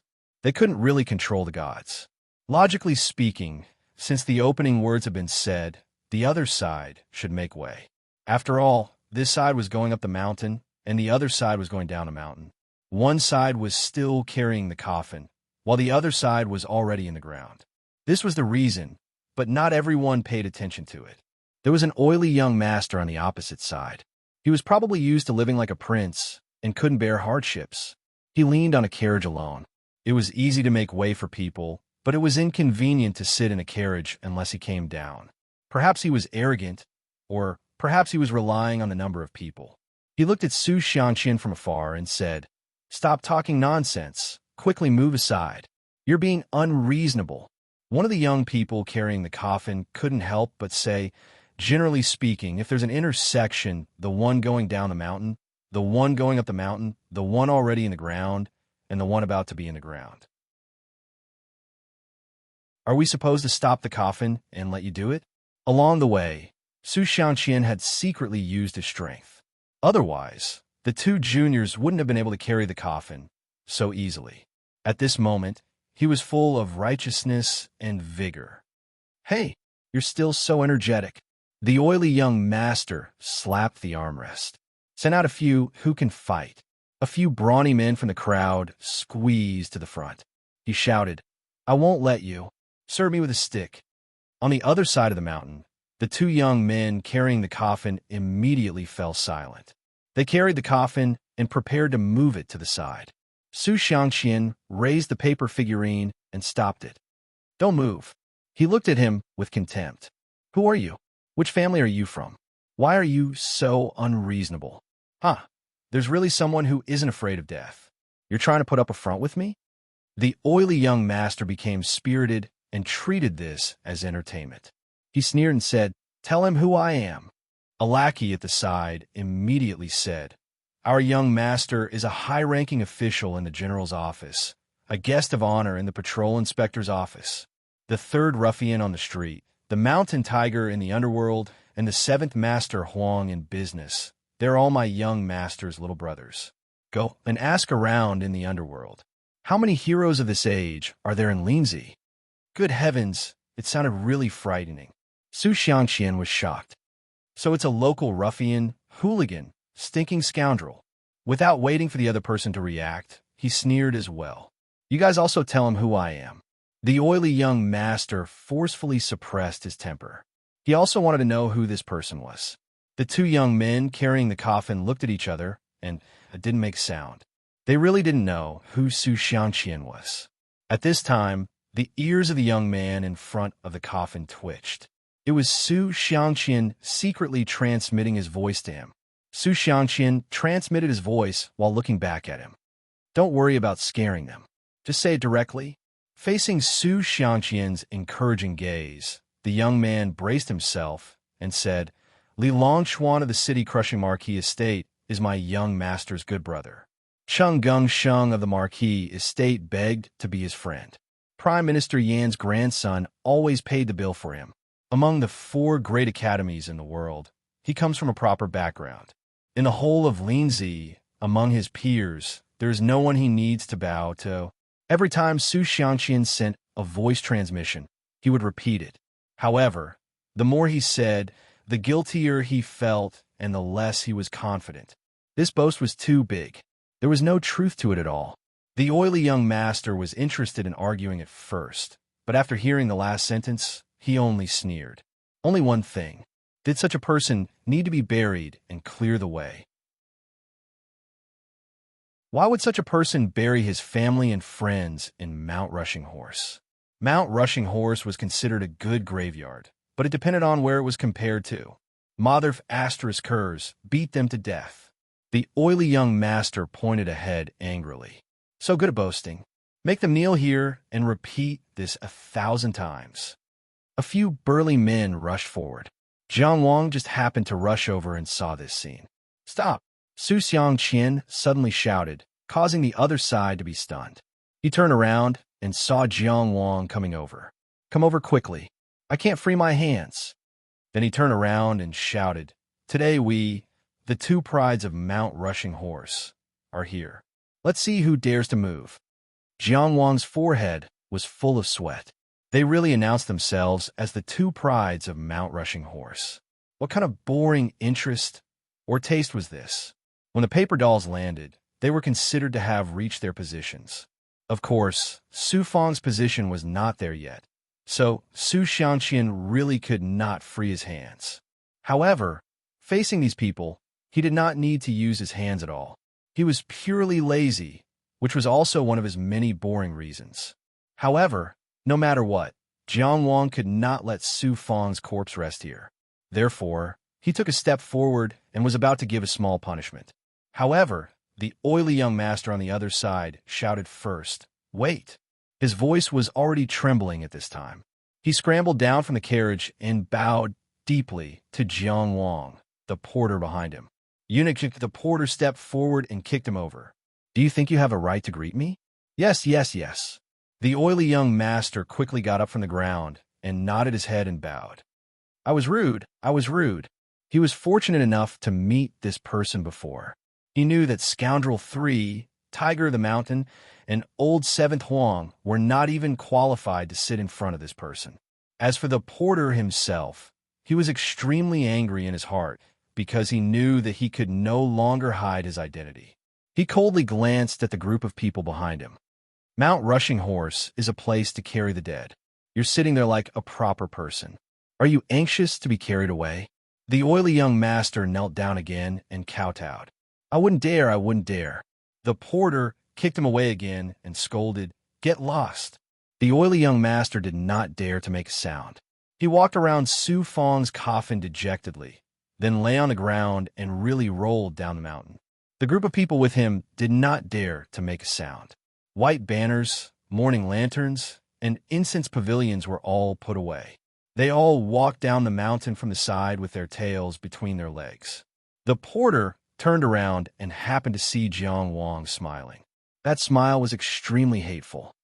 I've changed my mind. You can leave now.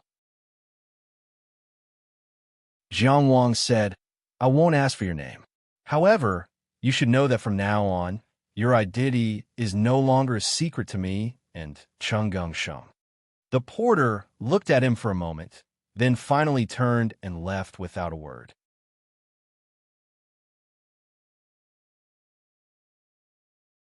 Chapter 403.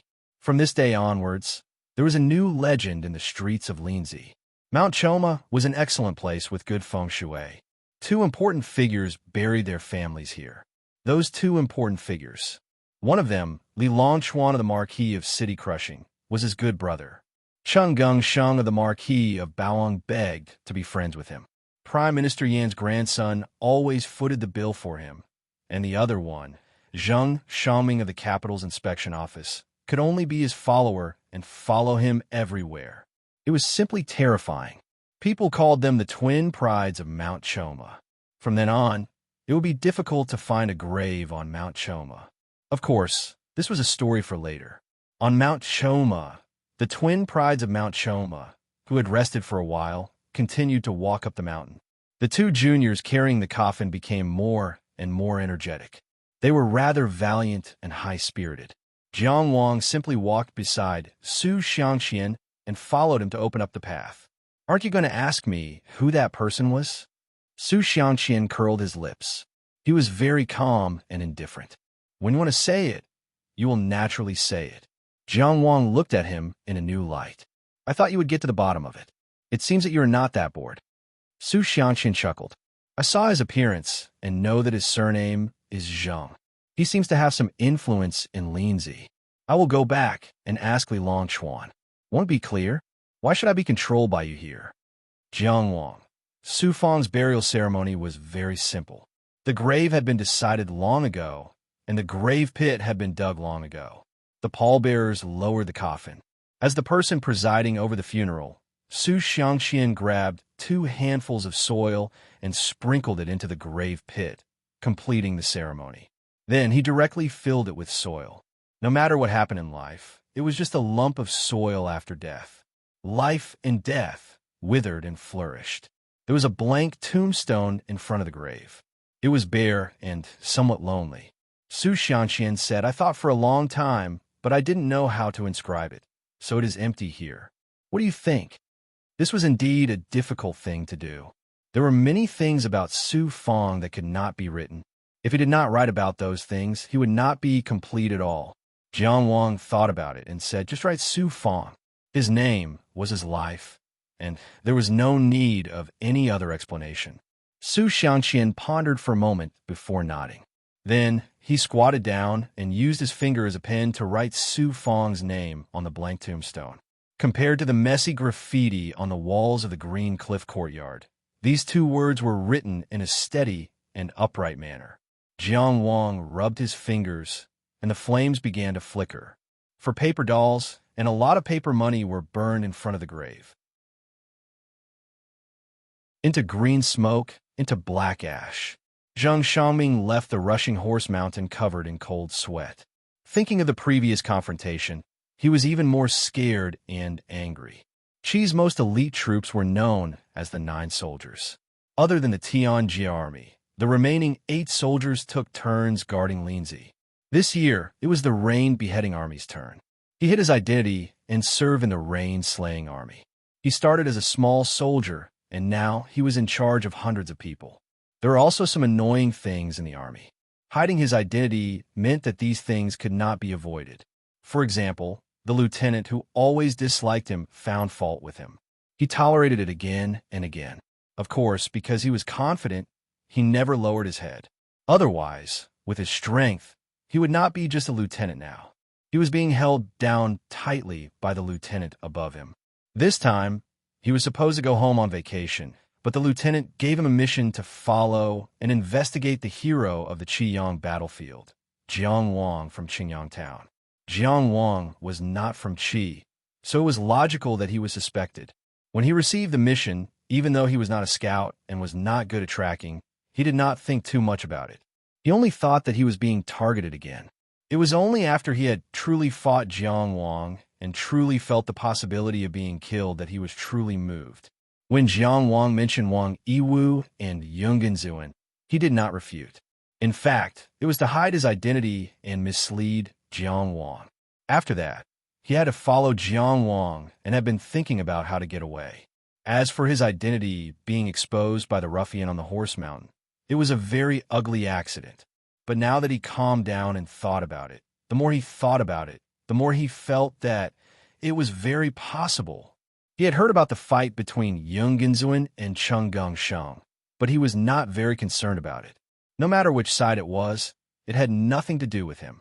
But this mission was really strange.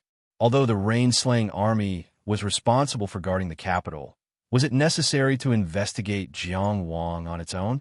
Did Qi Ting not do these things before he was conferred the title? More importantly, why did he have to do this?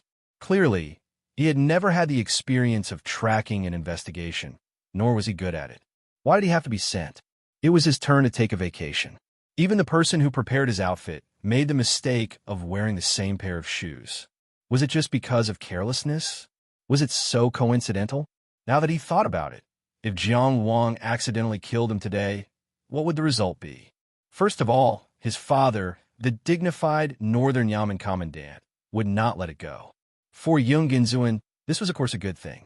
So, Jiang Wang said that this mission was ordered by Wang Yiwu. It was very possible. It was just that he did not know beforehand and was used as a chess piece. Then there were only 2 questions left. Could Wang Yiwu find out that he had hidden his identity and join the Rain-Slaying Army? Could Wang Yiwu affect the internal military arrangement of the Rain-Slaying Army? The answers to these 2 questions did not need to be thought deeply. When he joined the army, he hid the information from almost all of his relatives and friends. Logically, not many people would know.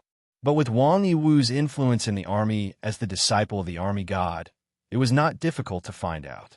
Even if the Tianjia army and the Rain-Slaying Army did not belong to each other, Wang Yiwu had the ability to affect a lieutenant in the Rain-Slaying Army. Of course, there was another possibility, which was that this tracking mission was purely because the lieutenant was dissatisfied with him and wanted to kill him with a borrowed knife. He wanted to use Jiang Wang, who had risen to fame, to teach him an unforgettable lesson. Even that Jiang Wang had a deep mind and might have recognized him through some means. He deliberately expressed his attitude and led him to be hostile to Wang Yiwu. This was not impossible. Zhang Xiangming knew that he wasn't a fool, and he didn't want to be someone's knife for no reason. He was already very angry, but he wanted to find out the answer in his own way. Outside the South City, the Rain-Slaying Army Station. The Rain Beheading Army had 4 garrisons outside of Lindsay City. Zhang Xiangming's station was south of the city. Zhang Xiangming's face was gloomy all the way. He did not even change out of his porter's clothes and went straight into the military camp. He had climbed from a small soldier to a squad leader. Although his rank was not high, he was very popular. After walking into the military camp that his lieutenant was in charge of, many people greeted him along the way. But today, Zhang Xiangming ignored all of them. Some of the more quick-witted ones immediately realized what was going to happen. They either watched the show or hurried to inform the domain chief, and so on. Zhang Xiangming walked to the lieutenant's tent. Before he could lift the curtain, someone came out. This person was Vice Lieutenant Wang, the one who gave him the tracking mission. He was his direct superior. He was also the lieutenant's most loyal lackey. When he saw Zheng Shangming, he scolded without any courtesy, "Zheng Shangming, who allowed you to return to the camp during the mission?" But as soon as he said that, a hand covered his mouth and covered his face. The Tao energy in his body was sealed in an instant. Zheng Shangming directly slapped him on the face and pushed his entire body inside, squeezing open the curtain. He followed closely behind and crashed into the tent.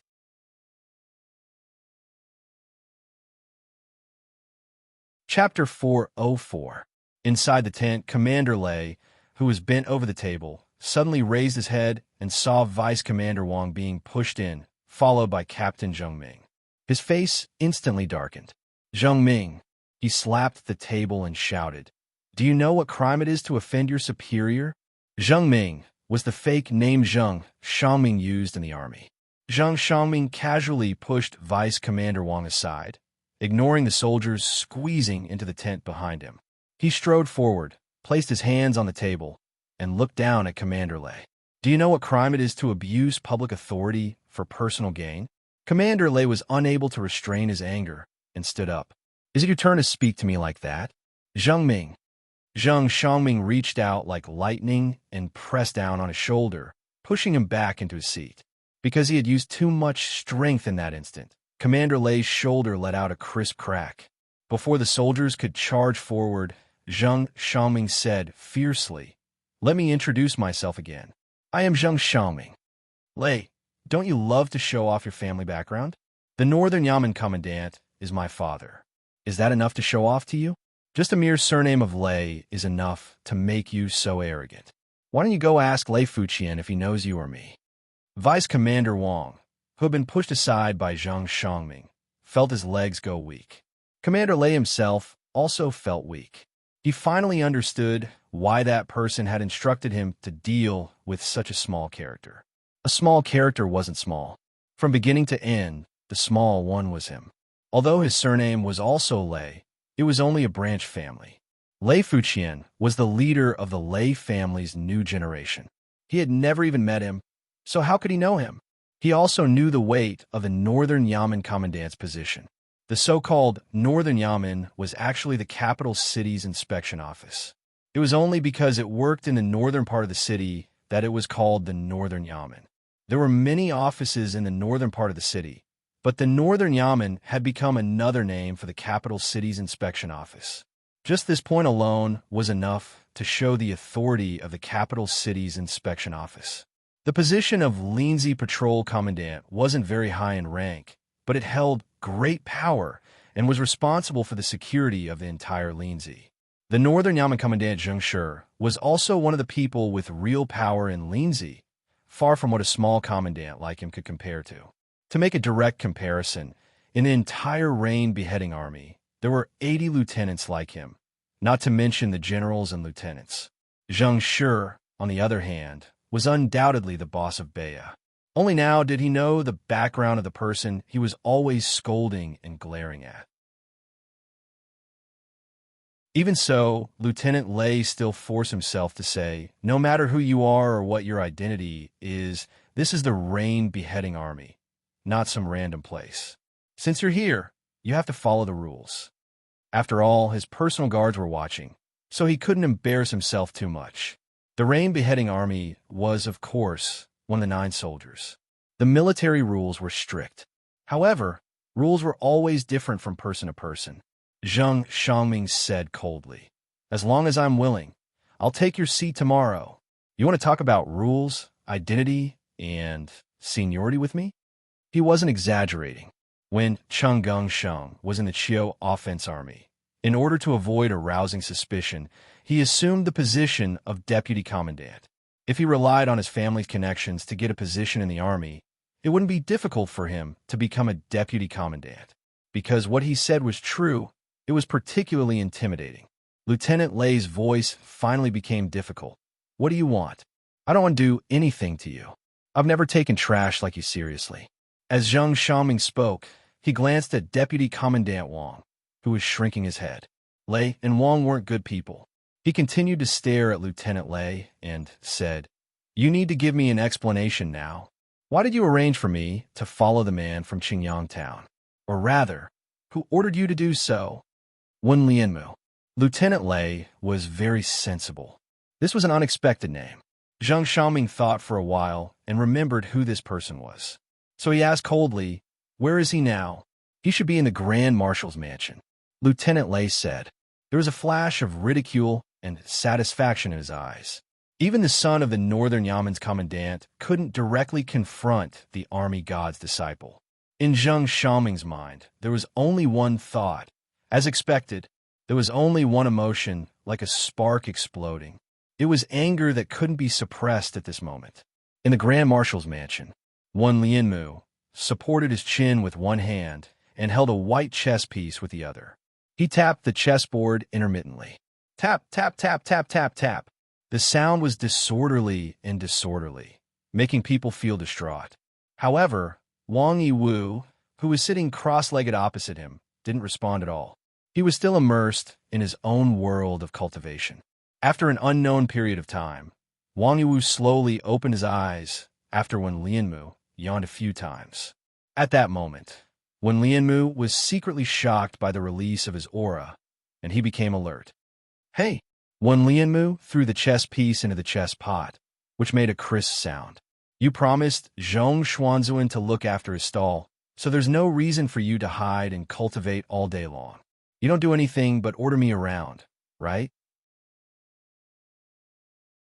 Wang Yiwu looked at him indifferently and said indifferently, "If I didn't look for you, would you have come to help Azun? Isn't that obvious?" Wen Lianmu said unhappily, "I'm not familiar with him. See, this is what I'm doing." Wang Yiwu's tone was still infuriating, but it also sounded like it was a matter of course.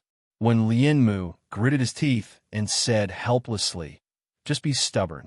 I can't beat you now. You couldn't beat me in the past either." Wang Yiwu said indifferently. Wen Lianmu choked on his words. Wang Yiwu continued, "You can't beat me in the future either." He thought for a moment and added, "You won't have the chance in this lifetime. I'm the strongest." Wen Lianmu was speechless. Wen Lianmu suspected that he would be angered to death by this fellow sooner or later. What do you mean by a scholar meeting a soldier? What do you mean by one person defeating 10 people with strength? Wen Lianmu have outstanding wisdom and martial skills, but Wang Yiwu waved his hand in front of Wen Lianmu. "Wake up. Don't be in a daze. Let's get down to business." Wen Lianmu took a deep breath and told himself not to be calculative. Then he said, "The first step of the plan isn't that easy to succeed. Jiang Wang isn't an idiot. Next, you better be prepared. Zhang Xiaoming should be knocking on our door soon. I don't want to get physical with him and make things ugly. It's just Zhang Xiaoming. I can kill him with a single hand. Why do you need to prepare?" Wang Yiwu said domineeringly. When Lianmu hissed and finally couldn't hold it in anymore, he raged, "Who asked you to kill him? Why would you kill him for no reason? It's easy to kill Zhang Xiaoming, but what about Zhang Shi? Can you kill him?" Wang Yiwu felt that he was in the wrong. "It's hard to judge before we fight. You even want to beat up the Baya County Commandant." When Lianmu was about to go crazy, he finally calmed himself down and said calmly, "Listen to my plan, okay? Teach him a lesson and let him know the difference between us. Okay? Don't humiliate him, don't injure him, and don't kill him, okay?" The 3 consecutive "is that okay?" had simply exhausted his lifetime of patience.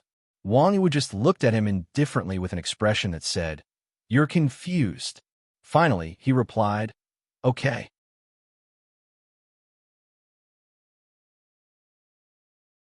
Chapter 405. The patrol office is in charge of law and order, but is the first place that every merchant needs to take care of. If you want to do business in Linzi City, you can't just ignore Zhang Shi's wishes. Beside the chessboard, Wen Lianmu spoke with assurance. In the competition between Yung Gunzuan and Cheng Gongsheng, Yung Gunzuan is undefeatable. Regardless of talent, strength, or talent, he is publicly recognized as the best in the world. Wang Yiwu nodded in agreement. That is indeed the case. Wen Lianmu glanced at him with an indescribable expression, but he didn't express any opinion. Instead, he continued, his weakness is outside of himself, not within himself. I believe that Chung Gongsheng also saw this point, which is why he sent him to Jixia Academy to focus on dealing with his outside power. He added, I have to say that Chung Gongsheng made a beautiful move this time. He is a chess player that deserves to be fully focused on. Before this, I had completely underestimated him. Wang Yiwu didn't say anything. Of course, he didn't want to admit that he had underestimated Chung Gongsheng. However, a person like him wouldn't lie to others and himself. Outside of himself, it is nothing more than connections, resources, and benefits. Chung Gongsheng is now taking over Yung Gunzuan's original businesses, and it is getting easier and easier for him to do so. The Jubao merchants have fattened him up, and the Four Seas Business Alliance has given him a considerable amount of support. Now, Sushi is licking his wounds with his tail between his legs. The Jubao merchant's silence has made the situation even worse. Yung Gunzuan's businesses are shrinking again and again. When you face these problems that can't be solved by force, it is inevitable that you are powerless. When Lianmu purposely emphasized his own importance and rubbed some salt on Yung Gunzuan's wound. To be honest, Yung Gunzuan is not here, so you can't directly use your relationship with the Grand Marshal's office to help him.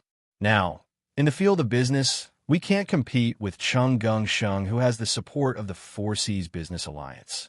It wasn't that there was no way at all, but it would definitely take twice the effort for half the result, and the losses would outweigh the gains.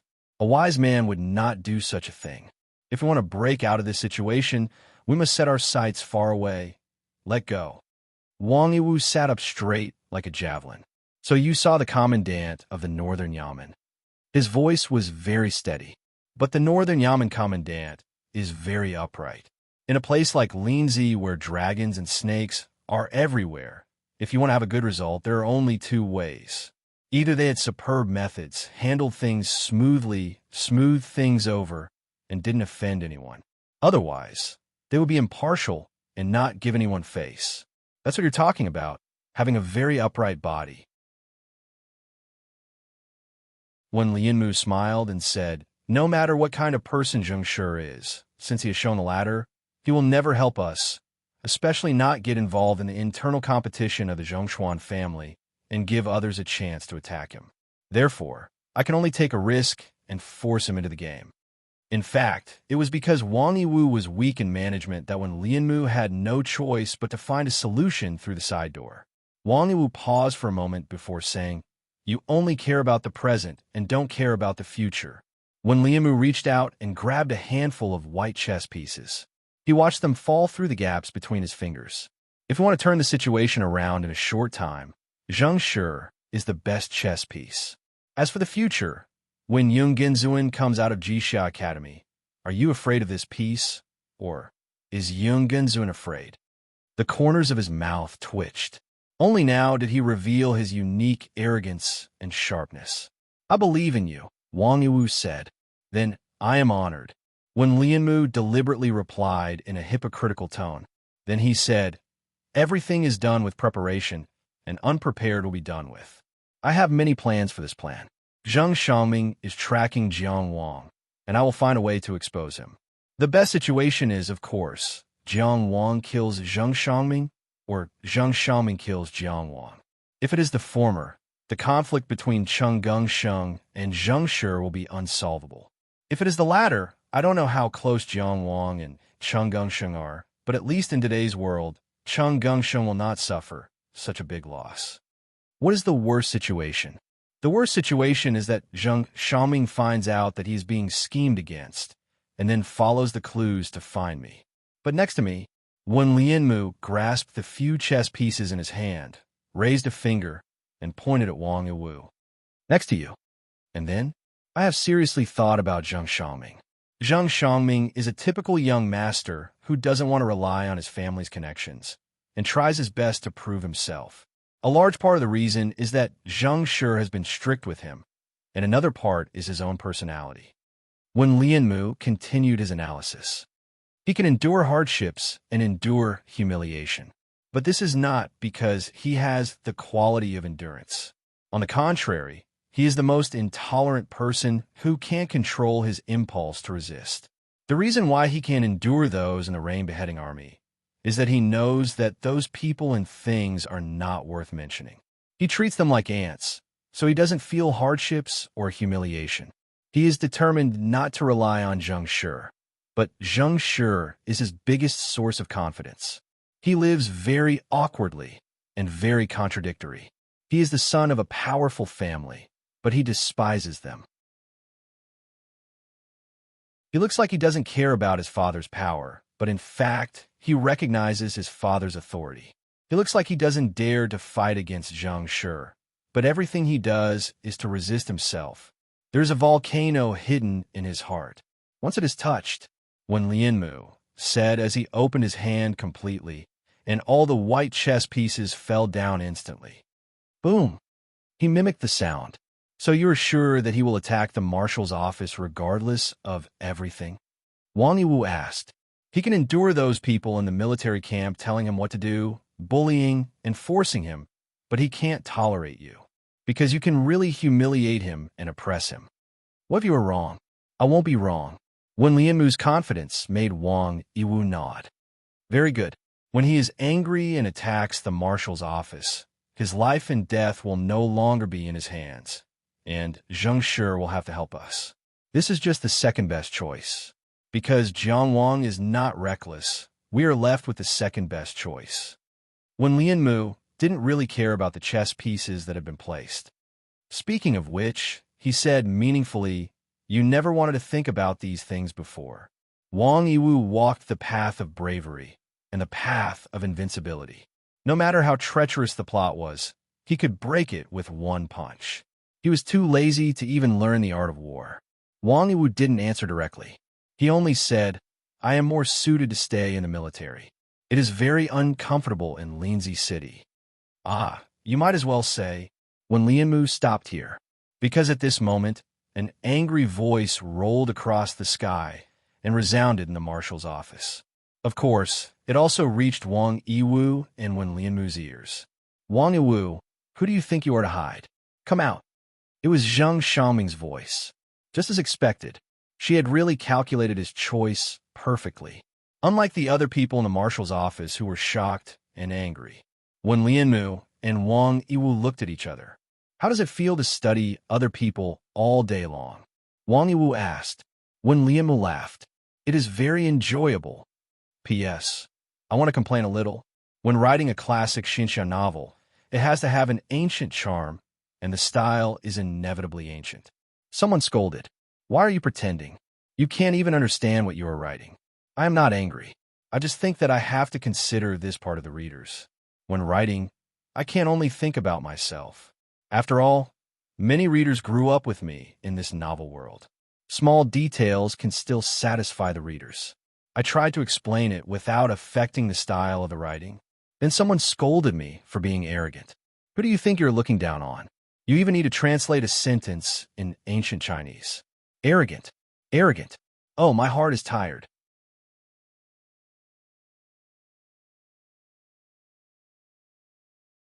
Chapter 406. I'll be right back. Wang Yiwu stood up and walked out, but when Lianmu remained seated and did not move. He even elegantly ordered a cup of tea for himself and savored it carefully. The tea in the Grand Marshal's residence was naturally a rare delicacy. Just as he was confident in his own judgment, he had no doubts about Wang Yiwu's strength. Wang Yiwu himself walked with a majestic gait and a calm demeanor. Being invincible in the same realm was what Jiang Mengxiong wanted him to do, and it was also what he had always been confident in. Countless battles had been recorded with this title, and countless challengers had achieved this title. From the wandering meridians to the heavenly circulatory realm, and from the heavenly circulatory realm to the heavenly reaching realm, there had been no exceptions. The heavenly reaching realm was the limit of history. There was no exception when one reached the soaring dragon realm. What Zheng Xiaoming? He couldn't even be bothered to look at him. He didn't care how you didn't rely on connections, how hard you worked, how stubborn you were. So what? More than one or two geniuses had been defeated by him. Even that fatty Chung Gung Sheng. If it weren't for Yung Gunzuan, who would he know? He could hear the clamor outside the residence. How dare you? How dare you act so presumptuously here? The servants in the Grand Marshal's mansion were also shocked and angry. As the saying goes, officials in front of the Prime Minister's mansion have three ranks. The servants in the Grand Marshal's mansion were also influential figures. They had never seen anyone who dared to make a ruckus in front of the mansion. Only Zheng Xiaoming's voice was unrestrained. You don't deserve to talk to me. Tell Wang Yiwu to get out here. When Lianmu was right. This person was contradictory and awkward, as if he could endure anything and endure any hardship. But when he really lost his temper, he didn't care about anything. Wang Yiwu thought to himself, but his face was expressionless. His steps were neither fast nor slow. Every step was constant. From the moment his feet touched the ground, he kept himself in the most convenient state for exerting force. This allowed him to launch the most powerful attack at any time and any place. When he walked out of the marshal's residence under the respectful gazes of the servants, he immediately saw Zheng Xiaoming, who had an aggressive aura and did not even have time to change his clothes. Dressed in the clothes of a porter, he ran from there to here without stopping. He looked like he was in a sorry state, and he was also furious. Wang Yiwu looked at him without a ripple in his eyes. He only asked, "You're looking for me?" The moment Wang Yiwu appeared, everyone in the Grand Marshal's residence remained silent. It could be seen that his position as the master of this place was deeply rooted. It was no wonder that people in Linzi called him Young Marshal and regarded him as Jiang Mengxiong's son. Zheng Xiaoming was unable to restrain his anger. No matter who it was impossible for them not to be angry after being framed for no reason and treated as a chess piece, especially when he was Zheng Xiaoming. The arrogance in his heart was no less than that of those young masters. Instead, it was sharper and more intense. He had rushed over directly from the military camp and did not stop at all. The more he thought about it, the more upset he felt, and the more the anger in his heart burned. "Do you know who I am?" he asked angrily. Of course, he recognized Wang Yiwu. He believed that Wang Yiwu could not recognize him. No one could belittle him or frame him for no reason. Even the military god himself could not do so, not to mention the military god's disciple. "Who are you?" Wang Yiwu was still asking, but he took a step forward and raised his fist without hesitation. "You dare to cause trouble in the Grand Marshal's residence, no matter who you are." Once the fist was thrown, the wind and clouds surged.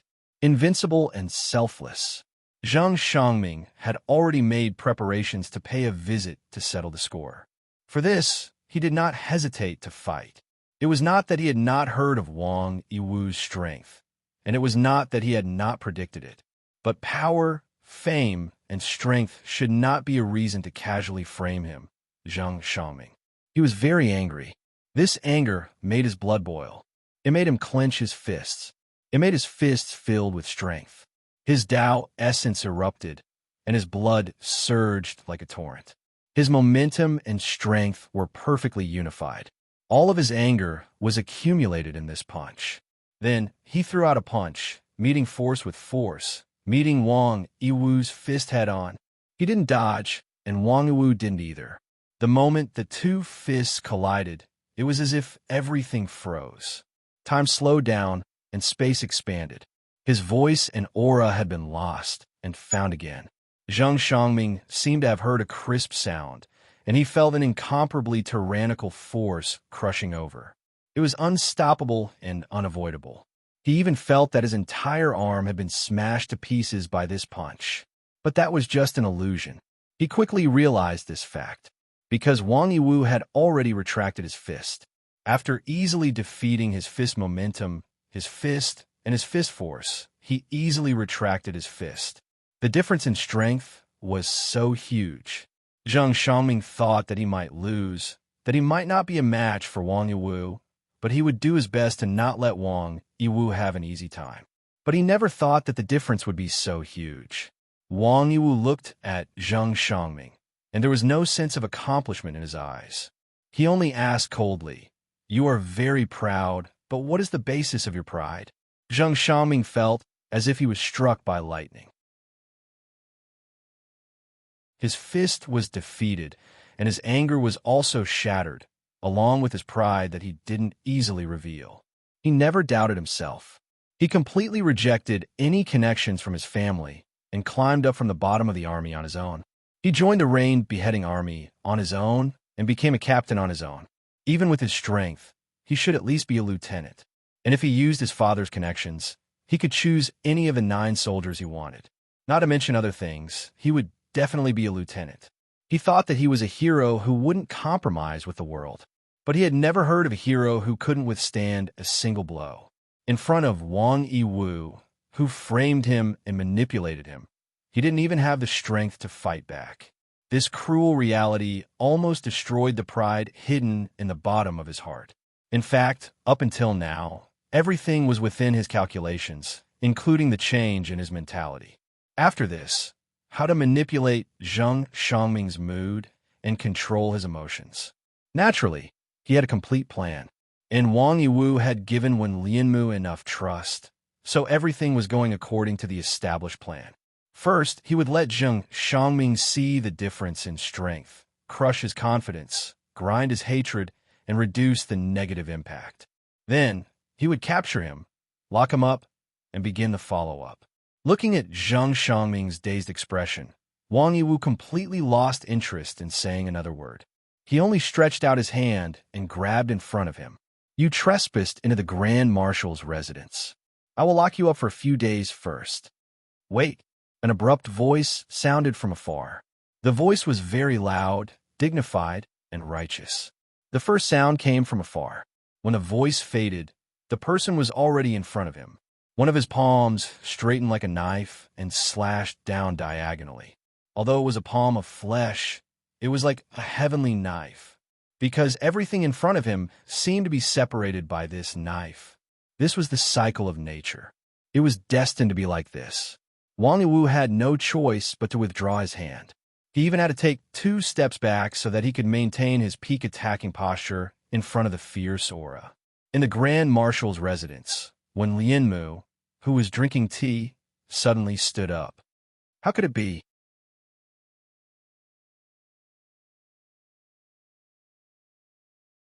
Chapter 407. The person who came was a middle-aged man with a square face. He came empty-handed, but he wore official robes. He had obviously come in a hurry and did not have time to change. Zhang Xiaoming did not make a sound, only feeling extremely embarrassed. This person was his father, the military officer of the Northern Yamen, Zhang Shi. He wasn't a 3-year-old kid anymore. If something happened, his parents would have to take responsibility for it. For someone as prideful as him, this was simply a humiliation. The robes of a military officer naturally showed his identity. Wang Yiwu had not met the military officer before, but he could still recognize him. He was not afraid, but this was outside of Wen Lianmu's plan. When things were out of control, it was always unpleasant.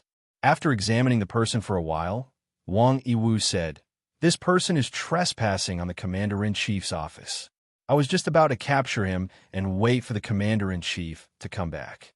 Why are you stopping me?" Zhang Shi would never have thought that Wang Yiwu was sizing him up because he was considering the possibility of defeating him. However, he was already very angry. The last disciple of the military god was too arrogant. He had always been very serious, and this kind of anger did not appear on his face much. "The patrol office is in charge of law and order. You are openly using force on the streets. Do I not have the power to stop you?" These words were harsh. Zhang Shi's anger could be seen from how he spoke to a junior like this. The authority of the patrol office in charge of law and order in Linzi was given by the Qi Emperor. What right did Wang Yiwu have to deny this authority? To put it bluntly, even Jiang Mengxiong did not have this right. "Of course you have this right." When Lianmu had rushed out. In reality, when he heard Zhang Shi's voice, he was only startled for a moment before he rushed out. He was afraid that Wang Yiwu's arrogance would flare up and worsen the situation. When he came out, he decisively took over the conversation and then said, However, it seems that we don't need to go through the patrol office to deal with the matters of the Commander-in-Chief's office. Look at where you are standing. Are you in the Commander-in-Chief's office? Zheng Shi reprimanded. You are in the Commander-in-Chief's office. I do not care if you close the door. If there was really something wrong, the Emperor would make the judgment. But outside of the Grand Marshal's residence, I will be in charge of security. This way he eats the monarch's salary and is loyal to the monarch. So what if he is the Grand Marshal? If you commit crimes, do you think the Grand Marshal will let you off? Zheng Shi's words were righteous and awe-inspiring, but they were like hedgehogs that pricked people everywhere. Wang Yiwu didn't say anything. Now that when Lianmu had come out, he would let Lianmu make the decision. Lord Commandant is right. We will not dare to violate the law. When Lianmu admitted first, then suddenly changed the topic and revealed a sharp edge. But as far as I know, this Zheng Xiangming who trespassed into the Grand Marshal's residence is your son. I'm afraid it's not convenient for you to decide this matter. That's easy too. Zheng Shi continued with a cold face. Would Wang Yiwu, young Master Wang, and Zheng Xiangming accompany me to the patrol inspection yamen? I, Zheng Shi, need to avoid suspicion. There are many impartial officials in the patrol inspection yamen. Even if the patrol inspection yamen doesn't have the military god's trust, we can still respectfully ask for the Emperor's judgment. If this matter was brought to the Qi Emperor, then it would be a great loss of reputation. But for his son, Zheng Shi clearly had this kind of determination. He also showed this kind of determination. His appearance here, including the official robes he was wearing, was a reflection of this kind of determination. When Lianmu and Wang Yiwu looked at each other and then said, Brother Wang and I both have military matters to attend to. If the patrol inspection yamen wants Brother Wang to cooperate with the investigation, then they must first apply to the military headquarters and ask for people from the Tiansha army. This bottom line was very clear. If Zheng Shi forcefully took Wang Yiwu away, Wang Yiwu would definitely not cooperate and would definitely resist. And he would definitely make a fuss to Jiang Mingxiang. In the end, it was true that Zheng Xiangming had caused a ruckus at the Grand Marshal's residence, and he had used the rain-beheading army's commander Lei to mobilize Zheng Xiangming to follow Jiang Wang. The entire process had been done in accordance with the rules. Even if this matter really got out of hand, there would still be a lawsuit. Although the Beia Commandant was a person with real power in Linzi, the Grand Marshal's residence was not weak at all. Otherwise, they would not have made a plan to directly detain Zheng Xiangming. In essence, they did not take Zheng Shi seriously. Zheng Shi had led the Beia Commandant for so many years. Of course, he could see this kind of contempt, but he did not fall out with the younger generation. He only nodded, Good. This Commandant has seen the might of the Grand Marshal's residence. He turned to look at Zheng Xiangming and said coldly, Why aren't you leaving? Zheng Xiangming did not say a word. He lowered his head and followed behind him. After leaving the street where the Grand Marshal's residence was, Zheng Xiangming stopped and did not want to go any further. But he just stood there and did not immediately leave. His two toes pointed to two different streets. It was obvious that he was very confused and did not know where to go. It was just that his instinctive pride did not allow him to immediately return to his father's wings after a setback. It could be said that he could not put down his pride, or it could be said that he was awkward. As someone who had experienced it, Zheng Shi was very clear. This was the first time his son was shattered by reality. It was also the time when he grew up. Zheng Shi turned around and looked at his son. His voice had a rare trace of gentleness. Come back with me.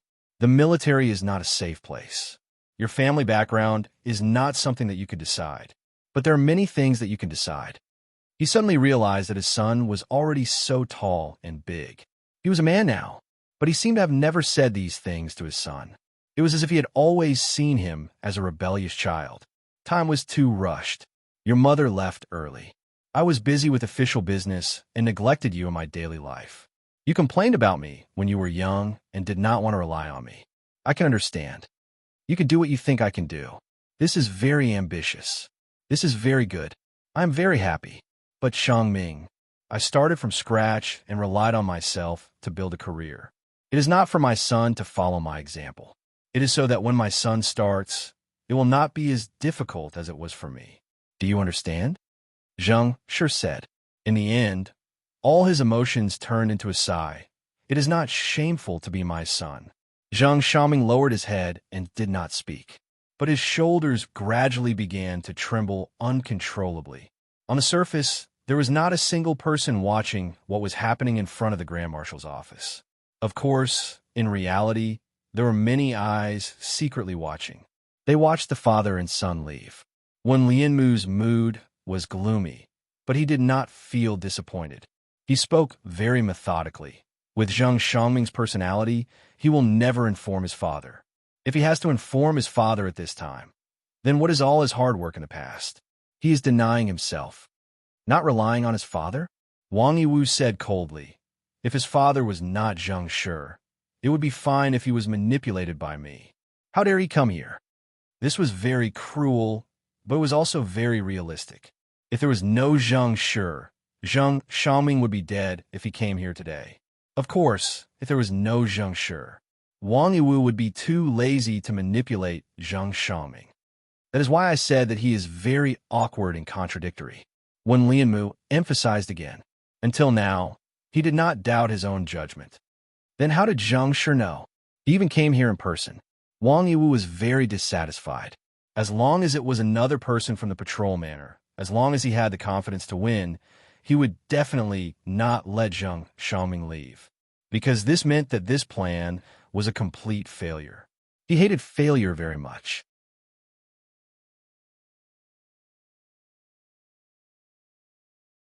Chapter 408. Returning to half a day ago, Su Fang's corpse was finally buried. Whether or not it was for peace was unknown, but Jiang Wang's worries were indeed somewhat relieved. Karma, retribution, karma, all sorts of things described the entanglement between cultivators and the world. This was something that couldn't be avoided from birth to death. Many reclusive cultivators would rather choose to cultivate alone in order to get rid of this. But on the path of cultivation, resources were indispensable. Cultivation resources had to be obtained by entering the world. Therefore, apart from those experts who had already gotten rid of external resources, reclusive cultivators were in the minority in the end. There was a predecessor who was well-versed in Confucianism and was extremely knowledgeable and skilled in divination, who once said, "How can everything go according to one's wishes? One must have a clear conscience." This was a great realm for cultivators to enter the world. Things in the world, no matter how difficult they were nothing more than this.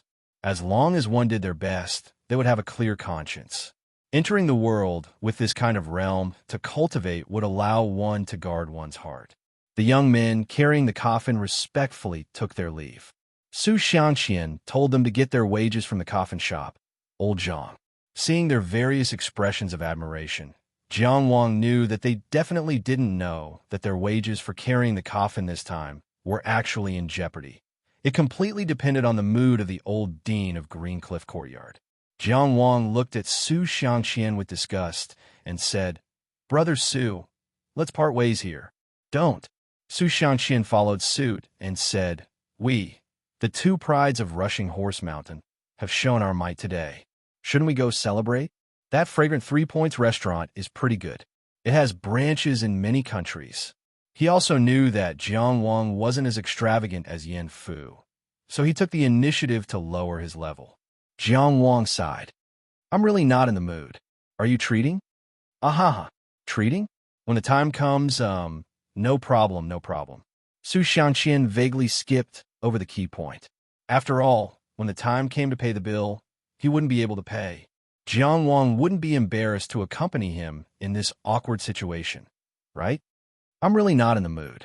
Jiang Wang instantly turned cold and walked away. That's right.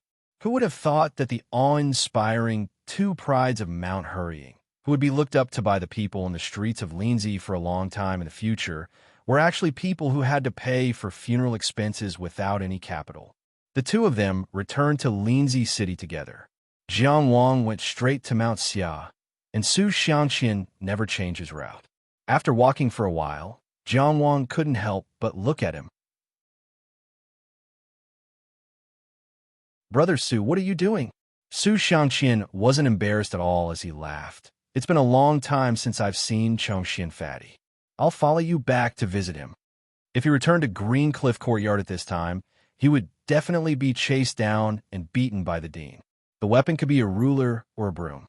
In that case, staying at a friend's house for a while was a good choice. What? Wasn't Chongqian Fat a friend? What did that have to do with anything? Everyone had seen each other so many times. Su Xiangqian was the guy who dragged Jiang Wang into a beating the first time they met in Yugua. It could be said that he wasn't shy with strangers and was especially friendly. Jiang Wang was silent for a moment, but he still brought him back. In any case, this was Cheng Gengsheng's residence, so he didn't need to spend any money. Ayaya, Brother Chongqian. We haven't seen each other for a few days, but it feels like years have passed. Brother Su's elegance is even greater than before. Your presence brings light to my humble abode. I was wondering why there were magpies calling in the morning. It turns out that a noble person is coming. The two of them smiled at each other as they hugged each other's hands. This extremely affectionate scene looked like long-lost brothers reuniting with each other. In short, Jiang Wang noticed that even 14, who had always been as silent as a statue in front of others, couldn't help but take a few steps away. Clearly, his heavy armor couldn't hide this awkwardness. Of course, the two people involved, whether it was the tall one or the fat one, didn't have any sense of awkwardness. They were still flattering each other as if they were close friends, showing their warmth and friendliness for half a lifetime. Ahem! In order to ease the awkwardness, Jiang Wang took the initiative to change the topic. He chose to mention the porter, whose surname was Zheng at the Horse Mountain. There was no need to hide this from Su Xiangqian because Su Xiangqian was also present when the porter's identity was exposed. At the same time, Jiang Wang also felt that it was necessary to inform Cheng Gengsheng as soon as possible. Because there was something fishy about this matter, he concluded that the porter, whose surname was Zheng, was deliberately sent to his death by Wang Yiwu. With Cheng Gengsheng's intelligence, he might be able to do something in this matter. Then, he saw that Cheng Gengsheng's expression became serious. This is too immoral. Su Xiangqian was dissatisfied. Even if he sent someone to his death, he should have sent someone who was willing to die for him. It was only now that he heard Jiang Wang's story. Obviously, his judgment was the same as Jiang Wang's. Surname Zheng, in his 20s, cultivation in the soaring dragon realm. Just by showing his face, he was able to frighten a certain number of people in the marketplace. He even caught Wang Yiwu's eye. Cheng Gengsheng made a judgment almost immediately. That person is the son of the Northern Yamen's commandant, Zheng Shangming. He pointed out Zheng Shangming's background in one sentence. Jiang Wang and Su Xiangqian, who weren't familiar with Linzi, quickly understood. Tisk, Su Xiangqian glanced at Jiang Wang. If you had been a little heavy-handed back then, you would have been in big trouble. Fortunately, you've been influenced by me, so you're still smart and didn't fall for Horseface King's evil trick. Wang Yiwu was indeed a man with a long face, but it didn't affect his handsomeness. His deep-set facial features had a unique charm. There were plenty of women in Linzi City who yearned for him day and night. But if one had to give him a nickname and call him Horse-Faced King, it seemed quite appropriate. Then why hadn't anyone given Wang Yiwu a nickname like that? Jiang Wang thought silently. In the end, he came to a conclusion. Perhaps everyone knew that he was afraid of death. Therefore, he couldn't help but look at Su Xiangqian with a bit more admiration for a brave warrior. Su Xiangqian was completely unaware of Jiang Wang's psychological changes. Back in the Tianfu mystic realm, he had looked down on Wang Yiwu and even quarreled with him. Now that he saw Wang Yiwu's despicable side, he couldn't suppress his righteous heart. Did you clear up the dispute with that surname, Zheng? So that Horse-Face King suffered a double loss. Jiang Wang said, Of course, I know that. You can't be nice to this kind of person. Don't think that you're so great just because you have a long face. You waste more time washing your face than other people. They chatted enthusiastically. On the other side, Cheng Gengsheng frowned and thought hard, muttering to himself, Zheng Shangming. I know what Wen Lianmu's backup plan is. Cheng Gengsheng stood up in the next moment. I have to go to Baya immediately. He didn't have time to explain and hurried out the door. In a hurry, he even left a sentence. Jiang Wang, help me entertain my brother Su. I'll be back soon. 14 also left silently. The twin prides of hurrying Horse Mountain that had been unilaterally dismissed by Jiang Wang looked at each other. Who is Wen Lianmu? Su Xiangqian asked. Jiang Wang spread his hands. Who should I ask?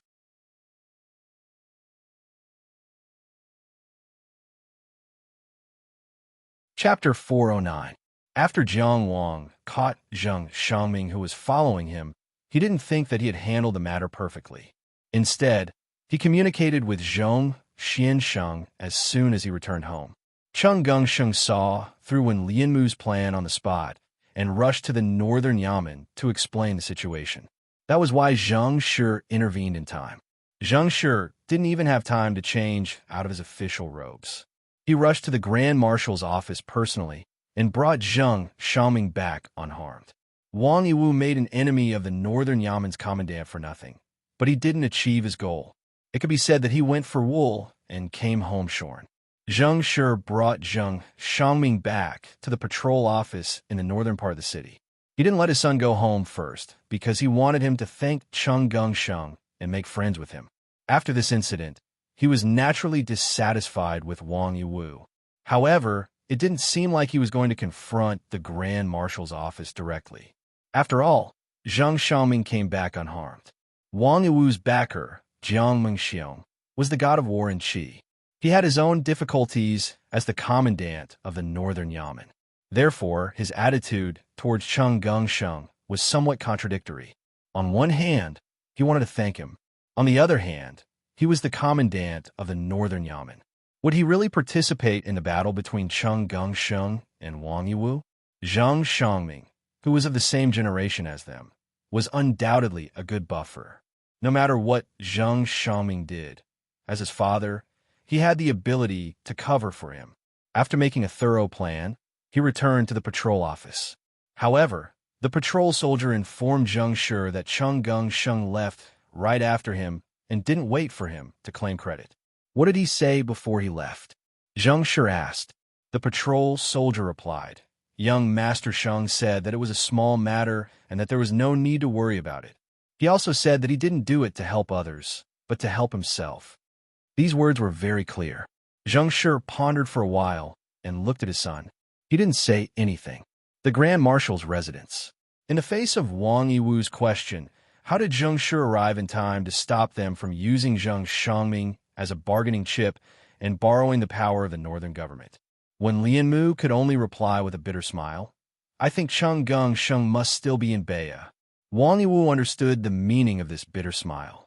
Cheng Gengsheng's sense for conspiracies was too sharp. He was simply too slippery, and it was difficult for any schemes to touch him. It was obvious that he knew Zheng Xiangming as well as Wen Lianmu. Only then would he be able to see through his plans in time. If he was in her shoes, he knew that he definitely wouldn't be able to react so quickly. He didn't think that it was Jiang Wang who had thought of this, because if Jiang Wang had thought of it, he wouldn't have let Zheng Xiangming go and wouldn't have given Zheng Xiangming the chance to walk into the trap of the Grand Marshal's residence. When Lianmu failed to scheme against Cheng Gengsheng the first time, when Lianmu deliberately mocked him, it was because he had a lot of confidence in Wen Lianmu and didn't think that a loss was a big deal. This time, the loss was more serious, but he didn't complain at all. He only asked, "What other plans do you have?" Wen Lianmu wiped away his bitter smile. There was no sadness in his eyes. Instead, he was full of energy. He really liked the feeling of competing with others. It filled him with passion. You've offended so many people. Wang Yiwu didn't even bat an eyelid. So what if I offended them? Then no big deal. It was the same for both Bao Zhongxing and Zheng Shi.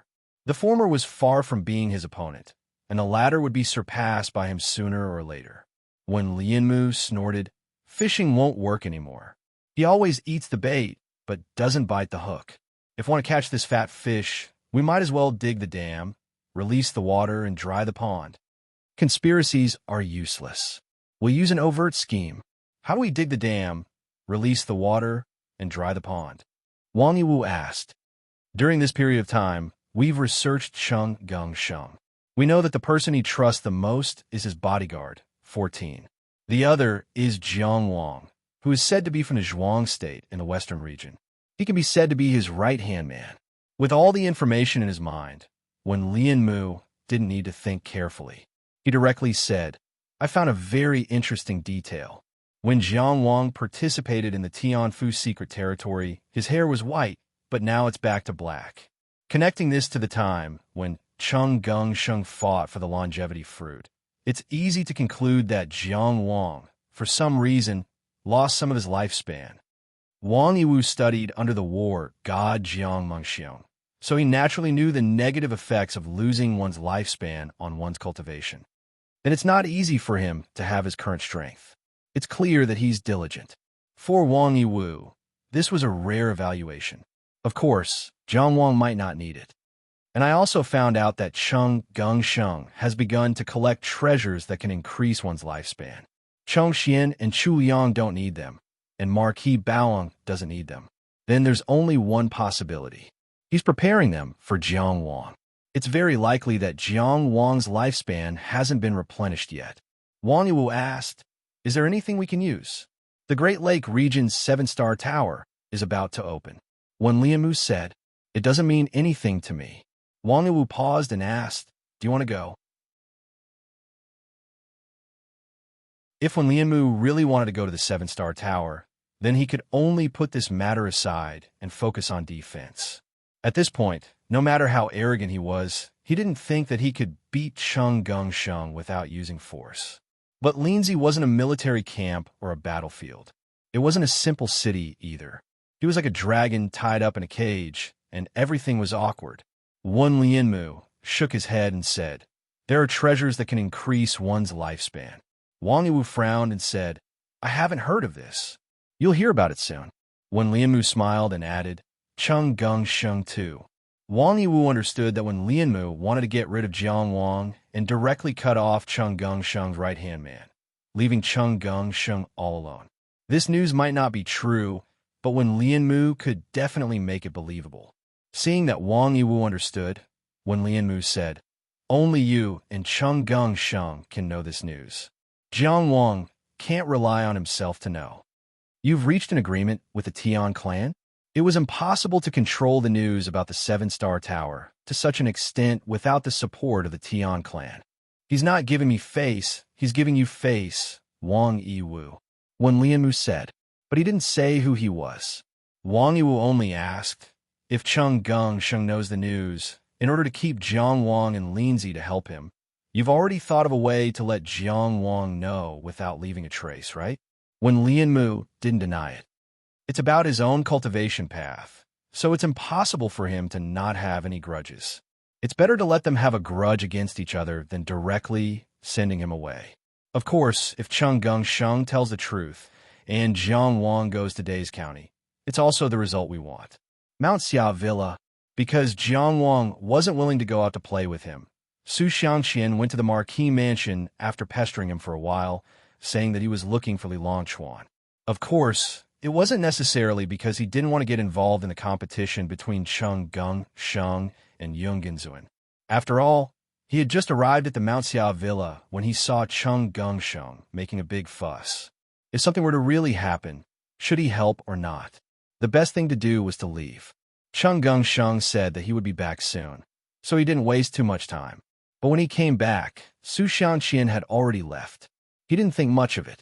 He just picked out Zheng Shi's reaction and told Jiang Wang about it. At this time, Jiang Wang came to his senses and realized that there were so many schemes behind such a simple stalking. Are you going to deal with every move like this? Jiang Wang said with some lingering fear. People like you have too many twists and turns in your minds. I can't guarantee that I won't be fooled every time. Of course I'm ready to take action. Cheng Geng Sheng said. He came to his senses and raised his voice. What kind of people are we?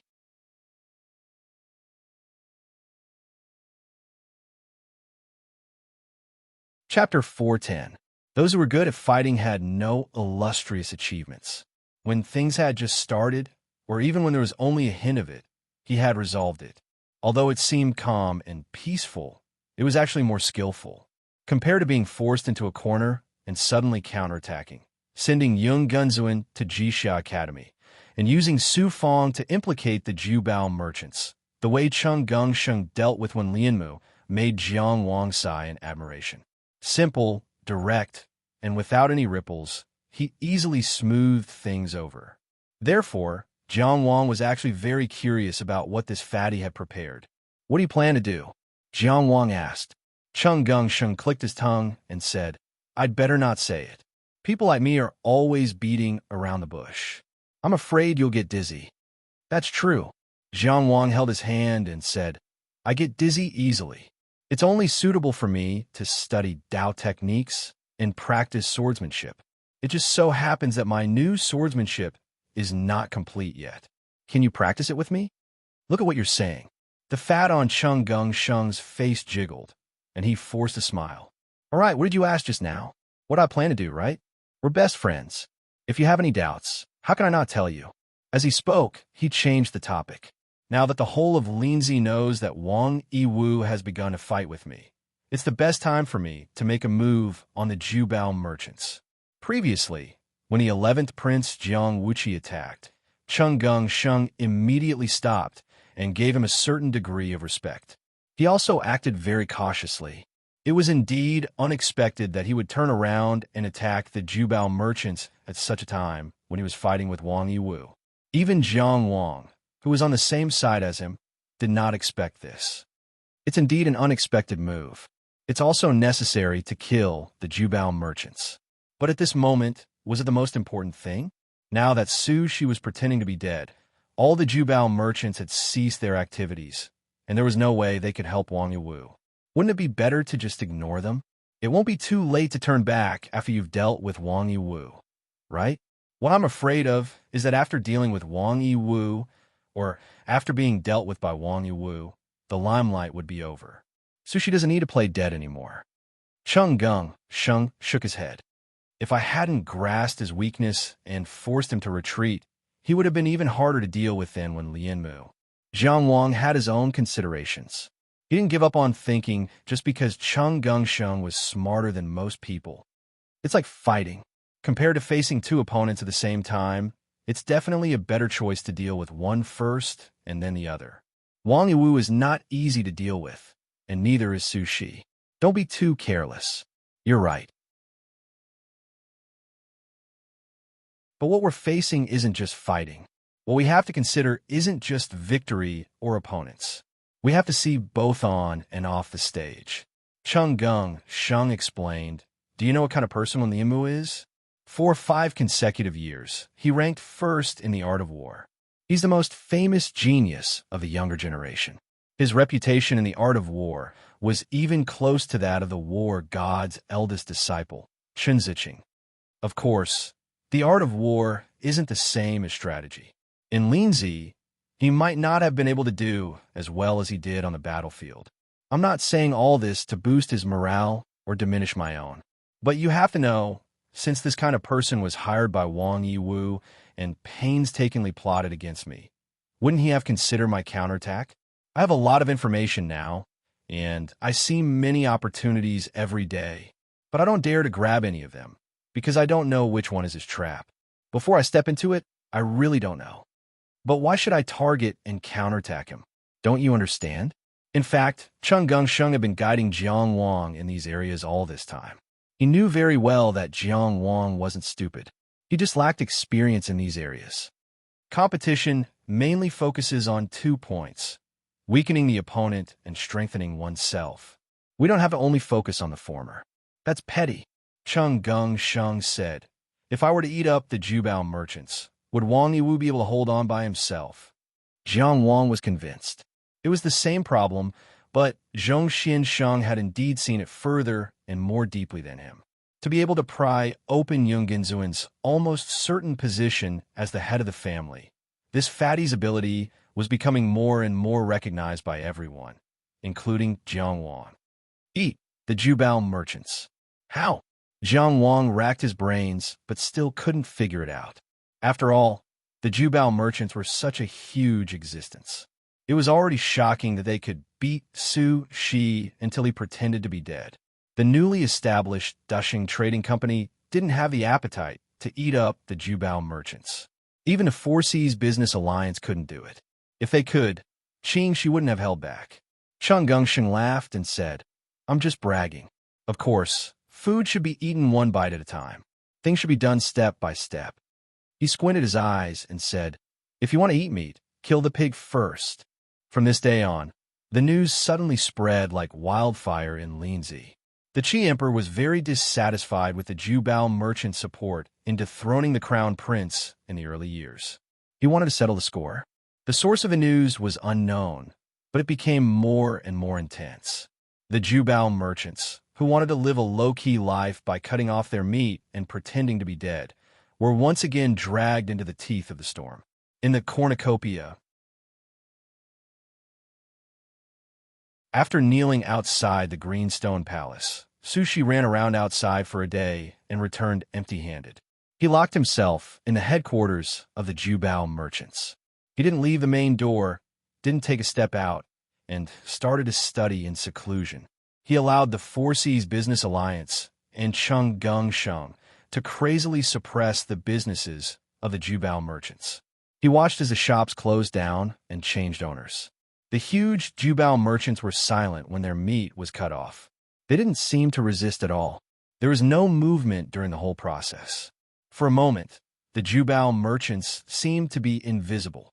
As a result, many people began to wonder if the treasure-gathering Chamber of Commerce was already gone. Of course, in the eyes of the truly smart people, this was undoubtedly the wisest choice when the Qi Emperor's attitude was unclear. Temporary profits and losses were secondary. The Emperor's likes and dislikes were the most important thing that concerned the survival of the Chamber of Commerce. If they were to jump up and down at this time, no matter what they did, it would inevitably attract the Emperor's attention. At that time, fortune and disaster would be hard to predict. Hence, Sushi pretended to be dead on the surface and acted as if he was willing to be beaten or scolded. He was absolutely loyal and willing to be punished by the Emperor. As for how many favors he had secretly used to make the name of the Jubao merchants fade away from the Emperor's ears, no one knew. Ever since the 11th prince, Jiang Wuqi, appeared on Mount Yunwu, Cheng Gungsheng had already stopped. After the Four Seas Business Alliance took a few bites of meat, their cautious and joyful attitude also became gentler. Everything was in line with Su Shi's expectations, until such a piece of news suddenly spread. Furthermore, it spread so quickly that it spread all over Linzi. How foolish and laughable. How can such a crude rumor spread like this? Another vice president sneered. This vice president's surname was Li, and he was extremely experienced. He agreed with Su Shi's previous judgment. He had also endured hiding for so long and waited for an opportunity. He had actually seen the light at the end of the tunnel. Hence, when he heard such a piece of news, he felt that it was especially absurd. If the Emperor really wanted to deal with the Jubao merchants, would we still be alive? Sushi tapped the armrest with his finger. We have to deal with this immediately. We can't let people reach a consensus. What consensus? Vice President Li wasn't willing to change his strategy of playing dead. We've endured for so long. It's about to come to an end. Are we going to change our strategy so easily? What consensus? Sushi said coldly. If the Emperor wants to deal with the Jubao merchants, we're doomed. What kind of consensus is this? It's completely fake. What consensus? It's ridiculous and ridiculous. Do we even need to care about such a so-called consensus? Vice President Li was so angry that he laughed. He even suspected that Su Shi's brain was damaged from the blow. Cheng Shi also didn't think that there was a need to care about such a rumor. You didn't even say anything when I cut off your flesh. You can't even take a few scoldings? This didn't make sense. However, since the two presidents had different opinions, she couldn't express her true thoughts. She could only mediate the situation. Dean, what's the point of such a rumor? Remember this. Sushi looked at the two of them coldly. A false consensus is still a consensus.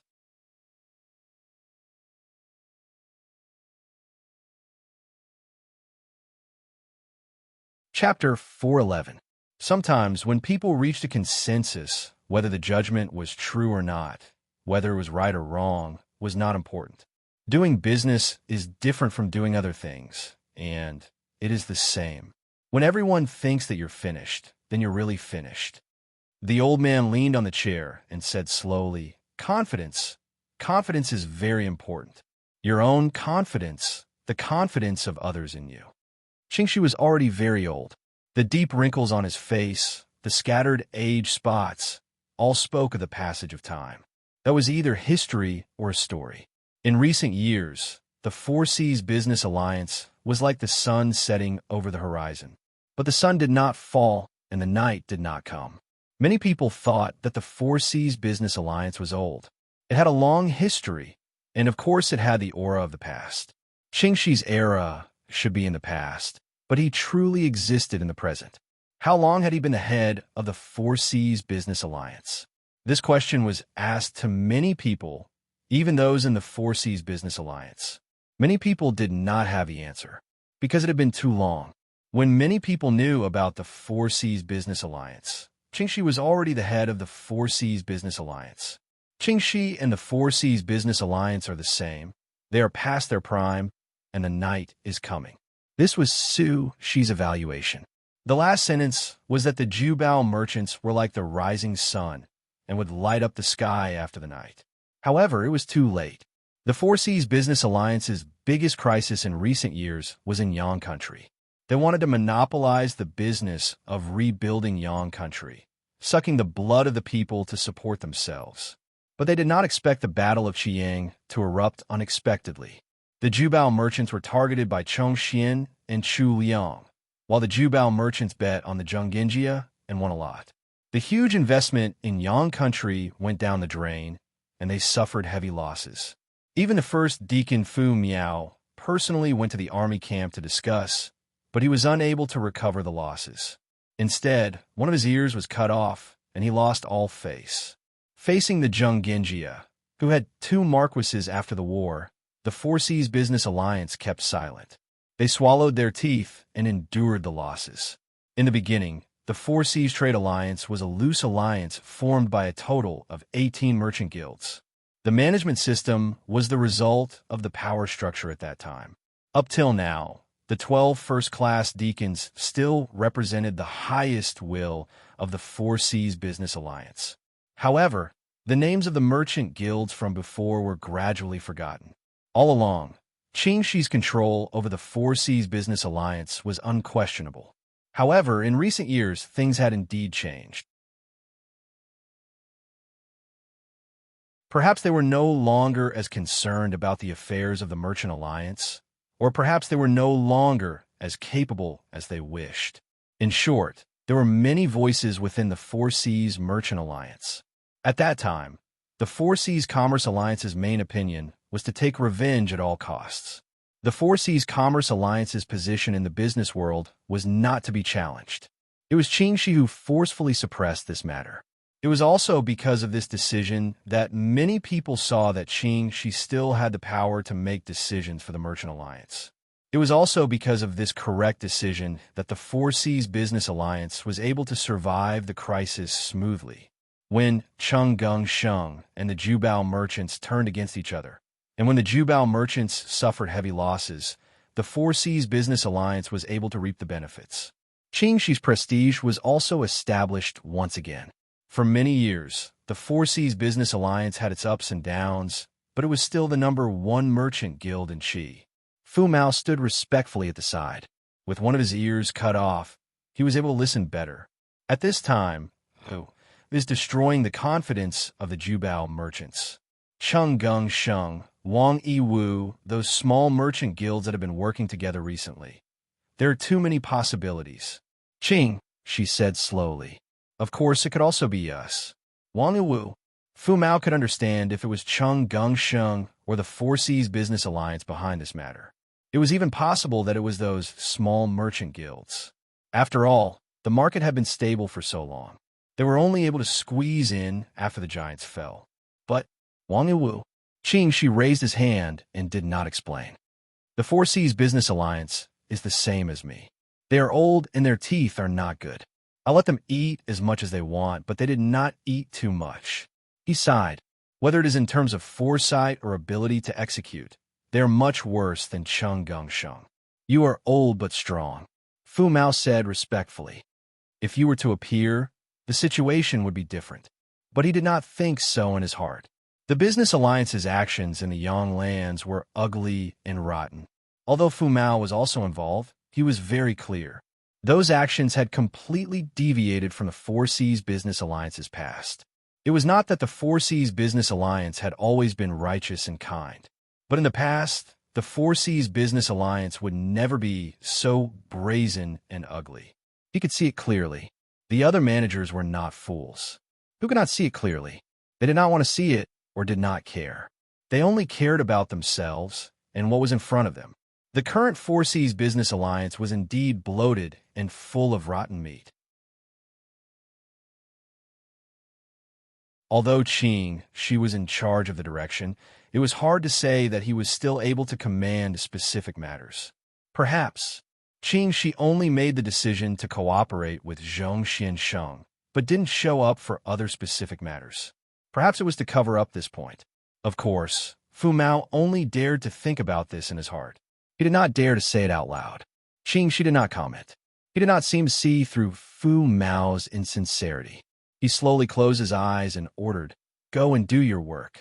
What he wanted him to do was naturally to cooperate with the news that had already appeared. He wanted the Jubao merchant's desperate situation to be known to the public. Fu Mao understood tacitly. He gently tucked in the blanket for the old alliance master and then quietly left. This small courtyard had been around for a long time. The smell of time floated in the air. When he reached the door, he suddenly felt that his joints were a little sluggish. He almost could not move his legs, but he quickly recovered. "I've been too nervous recently," he thought. The Grand Marshal's residence. When Wang Yiwu walked in, when Lianmu was still fiddling with the chess pieces, he took a closer look and saw that the black and white pieces on the chessboard were arranged into two words, Wen Lianmu. The word mu was also arranged halfway. Wang Yiwu could not help but say, "Nowadays, 3-year-old children don't play like this." Wen Lianmu curled his lips. "I'm not your senior. What's the point of playing chess with yourself? Have you finished dealing with the conflict in the army?" "It's nothing." Wang Yiwu played it down and asked, "Has the news been released?" Wen Lianmu knew that he was talking about the Seven Stars Tower. He stopped playing chess and looked up at him. "This news was not released by us. Chung Gung Sheng spent a lot of effort to find it. It's up to him to decide." Wang Yiwu nodded to show his approval. "What about the Jubao merchants?" Wen Lianmu did not comment. "Did Sushi look for you?" "Yes." "What do you think?" The cooperation with the Jubao merchants was Zun's decision. "Although I can't contact him now, this is his business. Of course, I have to respect his opinion." "Help Sushi?" Wang Yiwu nodded. "That's right. Maintain the cooperation, stop Chung Gung Sheng's scheme, and consolidate the market." When Lianmu nodded, "Well, it's reasonable." Wang Yiwu did not say anything and waited for him to continue. "Then you can go." Wang Yiwu paused. He was obviously surprised that when Lianmu did not stop him. He thought for a moment and asked, "What about you? What are you going to do?" "You're going to help Su Shi and build up his confidence. In short, if you can help, do it. If you can't, don't force yourself." When Lianmu smiled. As for me, he picked up the chess piece and continued to arrange the unfinished word mu. "I'll help bury him."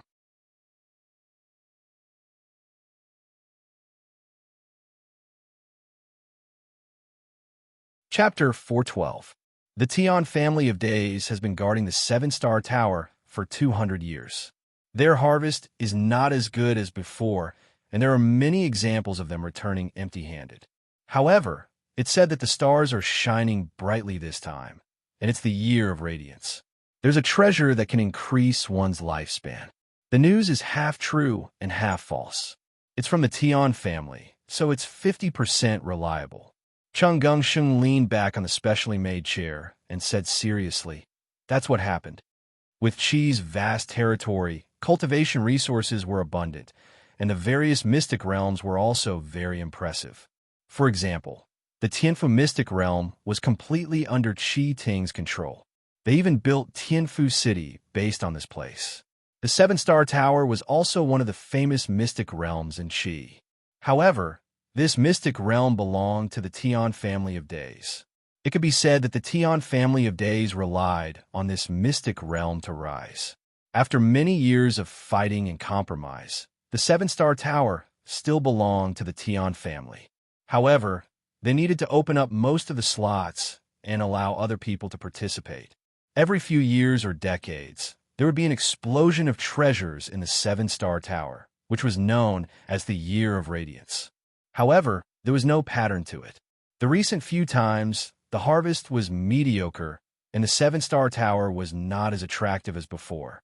This Year of Radiance was said to be the result of a mysterious fortune-teller's divination. The Tian family tried their best to cover it up, but the news still spread. The so-called treasure that could increase one's lifespan was actually not eye-catching in the Year of Radiance. Although the Seven-Star Tower had a variety of treasures, they had never heard of any extraordinary treasure that could increase one's lifespan.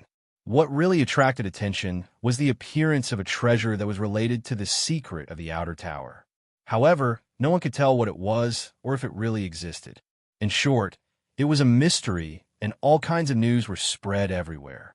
There was no doubt that the treasure that could increase one's lifespan was very attractive to Jiang Wang now, especially treasures that could increase one's lifespan other than the longevity fruit and the life-nourishing pill. He desperately needed treasures that could increase his lifespan and make up for his regrets so that he could take a big step forward. The trip to the withered yard made him feel regretful. For the sake of his long-term cultivation, he had been paying attention to news in this area recently. Cheng Gongsheng was also helping him collect treasures, but this kind of thing could only be found by chance. Only 50%. Jiang Wang thought for a moment. There's no need to make a trip. Cheng Gongsheng glared at him. Who can say for sure what will appear in the Seven-Star Tower? A 50% chance of reliability is already very stable. Things that can't be explained clearly. I know what you're thinking. Cheng Gongsheng interrupted him. Don't tell me you think that I won't be able to play without you. Aren't you too full of yourself, Jiang? With your weight, no matter how much it expands, you can't reach me. Jiang Wang felt touched and amused at the same time. Yes. Of course you're good at it. You're so round. You can spin more than 10 times in one go. Cheng Gongsheng choked and couldn't help but look at 14. Look at him now. Where did the inarticulate and simple young man go? Now all she does is stroll around the garden, spend money, and quarrel. Humph, he said indignantly. Su Gao Gao is really a black sheep, causing a lot of trouble. Jiang Wang was about to retort, didn't I learn from you? But Cheng Gongsheng had already blocked his mouth with Su Xianqian. He was really good at quarreling. He didn't know if Su Xianqian was sneezing or not. Blame him. Jiang Wang gave up on winning the argument and became serious. Are you sure you're okay? Cheng Gongsheng smiled confidently. Go to the market now and find an Annie to chat with. She can even remind you that the Jubao merchants are going to be gone soon. Don't buy anything from them, just in case they go crazy before they die. Tell me, am I okay with it? Jiang Wang looked at 14 again. 14's expression was always hidden under the heavy armor, but he nodded slightly. The Jubao merchants had been revived during this period of time, and they were very active in all aspects. But those who really had connections with them had, wisely, kept silent. Those who were moved by the prophets were also suppressed by Cheng Gongsheng and the Four Seas Merchant Alliance. Wang Yiwu had expressed his confidence in the Jubao merchants many times, but he wasn't good at business, and he didn't provide any practical resources to support the Jubao merchants. Just a declaration was useless. It would be better if the military god, Jiang Mengxiong, did this, but it was impossible. If Jiang Mengxiong was willing to help Wang Yiwu, Yunganzuan might have already taken control of Zhenggenjia, and Cheng Gongsheng wouldn't have to do anything, and the current situation wouldn't have happened. In short, in the competition between Yunganzuan and Cheng Gongsheng, Wang Yiwu couldn't use the resources of the Grand Marshal's office except for his identity as the military god's disciple. Let's put these words aside. When the rumor turned into a consensus, the collapse of the Jubao merchants was already showing signs. When a stone was thrown into the lake, the sound was soon over, but the ripples caused by it would shake for a long time. The palace of Dachi was magnificent and occupied a large area. The Shining Palace was where the Daki empresses lived. When He-Fu was summoned, he didn't dare to delay and hurried into the palace. He was the younger brother of the current Empress He and the only relative of the Empress outside. The relationship between the siblings used to be very close. When he entered the palace, He-Fu first bowed respectfully. The whole process was meticulous. Even if the ceremonial officer was next to him, it was difficult to find any mistakes. The Empress also sat on the phoenix chair in silence. One bowed, one sat, one minister, one master. One brother, one sister. The elder sister was still beautiful, but the younger brother's hair was gray. After a series of bows, the Empress raised her hand and said, "Give me a seat." 2 palace maids carried out a chair and placed it on the lower side. He-Fu bowed and thanked the Empress, then sat down. The Empress waved her hand again. The palace maids bowed and left without making a sound. Only a personal maid was left to serve the Empress. "May I know why the Empress summoned me?" He-Fu asked. At this time, the Empress's voice had a trace of warmth. "I haven't seen my brother for a long time. How is the family? Is Zhener still filial?" "I'm not promising, so I can only be filial." He-Fu's voice was a little muffled. There was some resentment in his words. With the He family's current status, it was not difficult for He-Zhen to be successful. He didn't need to have any talent at all. He didn't even need the Empress to do anything, as long as she didn't stop him and acquiesced. But the Empress stopped him. Her attitude was very firm. As a result, He-Fu, the Empress's uncle, didn't have a job now. In the early years, he had some ambitions and wanted to fight for a big future. After being persuaded by the Empress, his thoughts faded. After all, he didn't lack glory and didn't have to worry about food and clothing. He just endured it. But his son He-Zhen, who was 36 years old this year, also didn't have any achievements. He could get used to this and endure this. But after enduring for so long, his son still wanted to be like this. This made him very resentful. In the past, he often went to the palace to see the Empress. He never stopped giving gifts during the new year and was always worried about his sister's preferences. From then on, he went to the palace less and less. He couldn't even come unless summoned. Compared to He-Fu, who was already old, Empress he looked like she was in her 30s. She had maintained her youthful appearance and was even more graceful and magnanimous. Hearing the Empress's words, she just smiled warmly and said, "Filial piety is the most important thing among children." These words were reasonable. He would only understand after becoming a parent. In addition, his sister, as the Empress, gently persuaded him. As a younger brother, it wasn't good to always be cold. He-Fu's expression softened and said, "Sister is right. The crown prince is filial. This is known by the world. If Zhener can be half as good as his cousin, I'll be satisfied." Zhener is also a good child. The Empress paused and said, "As his aunt, it's been hard on him." He-Fu was moved and said, "If sister can say this, he won't feel wronged." The Empress nodded and said casually, "Do you have someone called Chao Xing under you?" He-Fu was shocked. "Yes, but what crime did he commit? What crime did Chao Xing, who should be killed, commit?" Even the Empress knew about it. His heart was in turmoil, and he couldn't hide his shock. "No." The Empress shook her head slightly and looked at her brother's aged face. "He seems to be holding a position at the Jubao merchants." Yes. Chao Xing was the honorary elder of the Jubao merchants. Regardless of cultivation, talent, or methods, there was nothing to be praised about him. But he could become the honorary elder of the Jubao merchants because he represented He-Fu, the Empress's uncle of Dachi. "Let him retire," the Empress said. Although he already had a premonition, when he heard it, He-Fu still subconsciously grabbed the armrest to prevent himself from losing his composure. In order to avoid suspicion, there were no officials in the He residence. As a relative of the emperor, it was natural that he didn't have to worry about food and clothing. But in the noble circle of Linzi, How could it be enough to not worry about food and clothing? What did he do that didn't cost money? How could he save money? The shining silver flowed like water. It wasn't an exaggeration to say that Chao Xing was responsible for at least half of the He residence's expenses. Is the rumor true? His Majesty is really interested in Jubao. The Empress raised her hand to stop him. How can you? And I guess His Majesty's thoughts.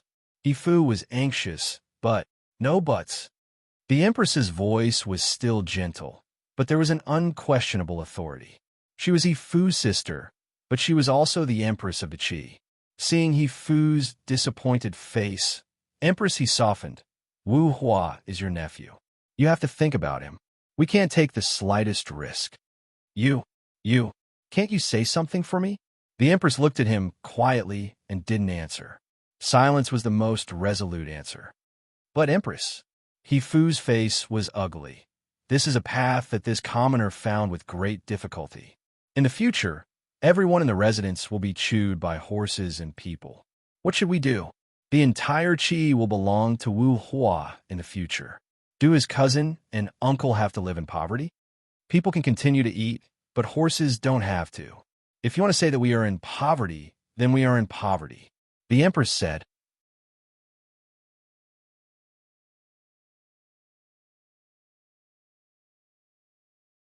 Chapter 413. Yifu left Shining Palace with a gloomy face. The Empress of the Qi was still sitting in the same place, not saying anything for a long time. The palace was very big and cold. She had heard that Yifu was involved in some chamber of commerce, but she didn't pay much attention to it at that time. The news of the Jubao merchants had been spreading like wildfire recently. She had just learned that Yifu was involved in this chamber of commerce. Yifu kept saying that it wasn't easy for him to get a position as an honorary elder of the Jubao merchants for his subordinates, but he didn't think about why she would want him. The Four Seas Merchant Alliance was closer to the royal family. The 9 honorary deacons were more or less related to the royal family. This kind of transfer of benefits was not rare. As long as it wasn't too excessive, the imperial clan court would turn a blind eye to it.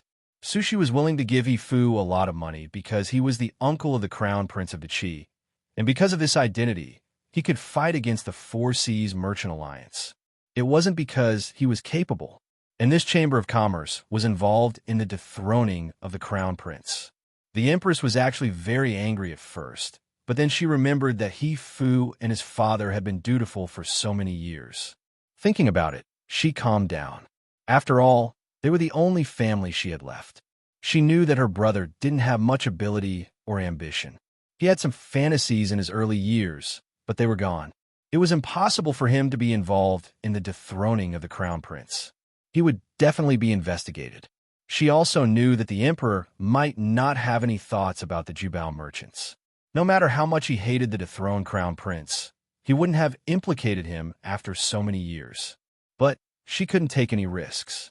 Her son Jiang Wuhua, the crown prince, couldn't take any risks. So no matter how wronged Yifu was, he could only suffer. As long as Jiang Wuhua didn't ascend to the throne, she would still have to suffer, even if she was the empress. After thinking quietly for a while, the empress ordered, "Follow the emperor's uncle to take a look.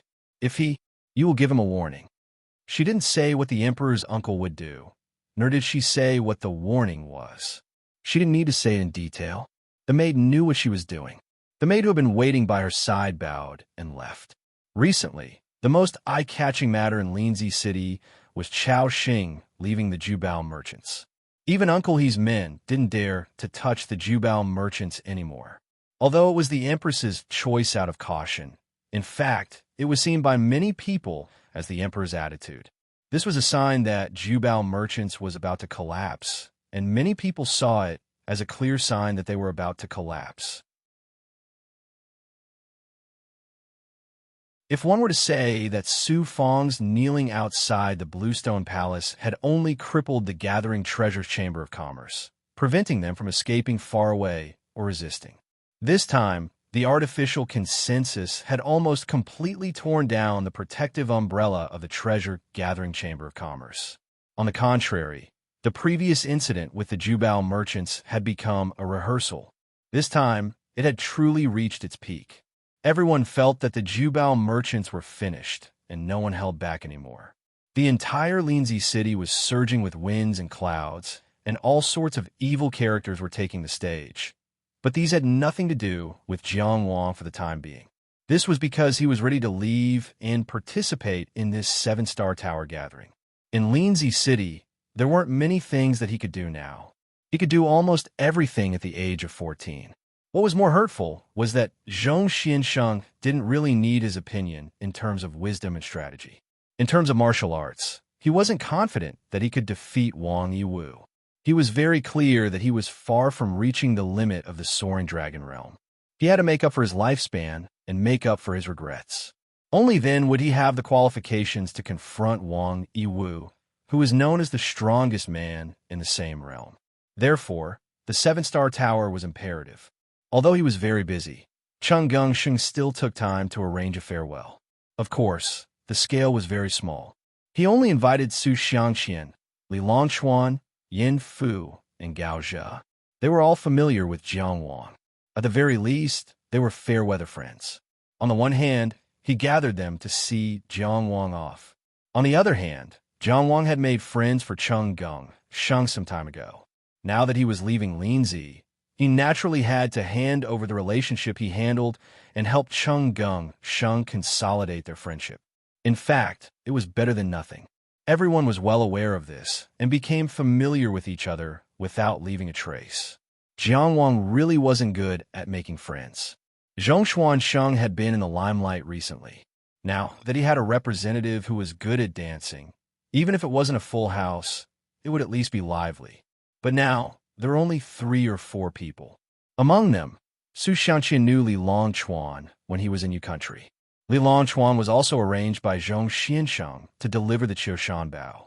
Yin Fu and Zhong Xiansheng had been in contact before. As for Gao Zhe, Zheng Genjie had been cooperating with the Gao family recently. Gao Shaoling was still the governor of Red Tail Commandery, so the two sides had a close relationship. The results of making friends were almost zero. Fortunately, Cheng Gongsheng himself didn't have high expectations for this. The main thing was to let Jiang Wang make friends outside and improve Cheng Gongsheng's sense of existence. The other things were just a matter of time. It was not appropriate to drink wine on a long journey, so everyone just sat together and drank tea, ate some pastries, and chatted for a while. As they were chatting, a waiter suddenly came to report that a deacon of the Four Seas Business Alliance had come. In view of the current cooperative relationship between the two sides, Cheng Gongsheng certainly wouldn't neglect. So he invited the messenger in. As soon as he came in, he saluted everyone present. "Greetings, third-class deacon of the Four Seas Business Alliance. My surname is Yang, Mui Yang." He probably knew that he wouldn't be remembered even if he said his name, so he only said his surname. He was a smooth person. Before Cheng Gongsheng and the others asked, he went straight to the point and said directly to Jiang Wang, "Our chief has always appreciated the men of Qingyang Town very much. He personally said that you are a rare talent of the young generation of Deqi. He heard that Prince Jiang would be participating in the meeting of the 7 Stars Tower this time. He was very concerned about you and specially asked me to send some medicine as a token of my humble effort. Since Deacon Yang was here on behalf of Qing Shi, then every word he said must have been approved by Qing Shi. The weight of these words couldn't be underestimated, especially when Qing Shi, as the chief of the business alliance, personally said that Jiang Wang was a rare talent of the young generation of Deqi. Such words couldn't be taken lightly. They could help Jiang Wang to a greater extent to gain the recognition of the people of Deqi. It was very important to let the people of Qi recognize Jiang Wang as one of their own to have a good development in Qi. In fact, Cheng Gongsheng previously asked Jiang Wang to be his representative to make friends everywhere because of this. Qing Shi was indeed very sincere. Before this, Jiang Wang didn't have much contact with him. They only met once in the villa of Mount Xia. Deacon Yang took out a jade box and gently removed the jade lid. There were small compartments inside. Various jade bottles could be seen neatly placed in the compartments. There are muscle revitalization powder and blood recovery pills in here, muscle revitalization powder was used to treat external injuries. Blood recovery pills were used to replenish blood and qi. The medicines sent by Qing, she were all of the best quality. They were quite good supplies for battle. Deacon Yang introduced them one by one. Cheng Gung Sheng and the Business Alliance of the Four Seas had a cooperative relationship. Both sides had also cooperated to open a new business. Jiang Wang definitely couldn't refuse Qing Shi's kindness. Mr. Qing, I can't refuse your kindness. Please send my regards. When I return to the city, I will definitely visit you to express my gratitude. Jiang Wang took the jade box with both hands. I will definitely send your regards. Deacon Yang took out a small booklet. In addition, here is a set of information about the Seven Stars Tower. It records the past few participation experiences of the Seven Stars Tower. Perhaps it will be of some help to Prince Jiang. It was also prepared by Mr. Qing's order. Jiang Wang and Cheng Gung Sheng looked at each other. For a junior like him, although Qing Shi could be said to think highly of him, he was a little too enthusiastic. Although he had doubts in his heart, he didn't show it on his face. He only thanked Qing Shi and said that he would read it carefully. Then, I wish Qingyang Town's Prince Consort success. Please enjoy yourselves. I will take my leave first. As the saying goes, those who show courtesy to others must have a request. Everyone was waiting for Qing Shi to continue, but they didn't expect Deacon Yang to just cup his hands and leave. It seemed like it was really just an elder thinking highly of a junior.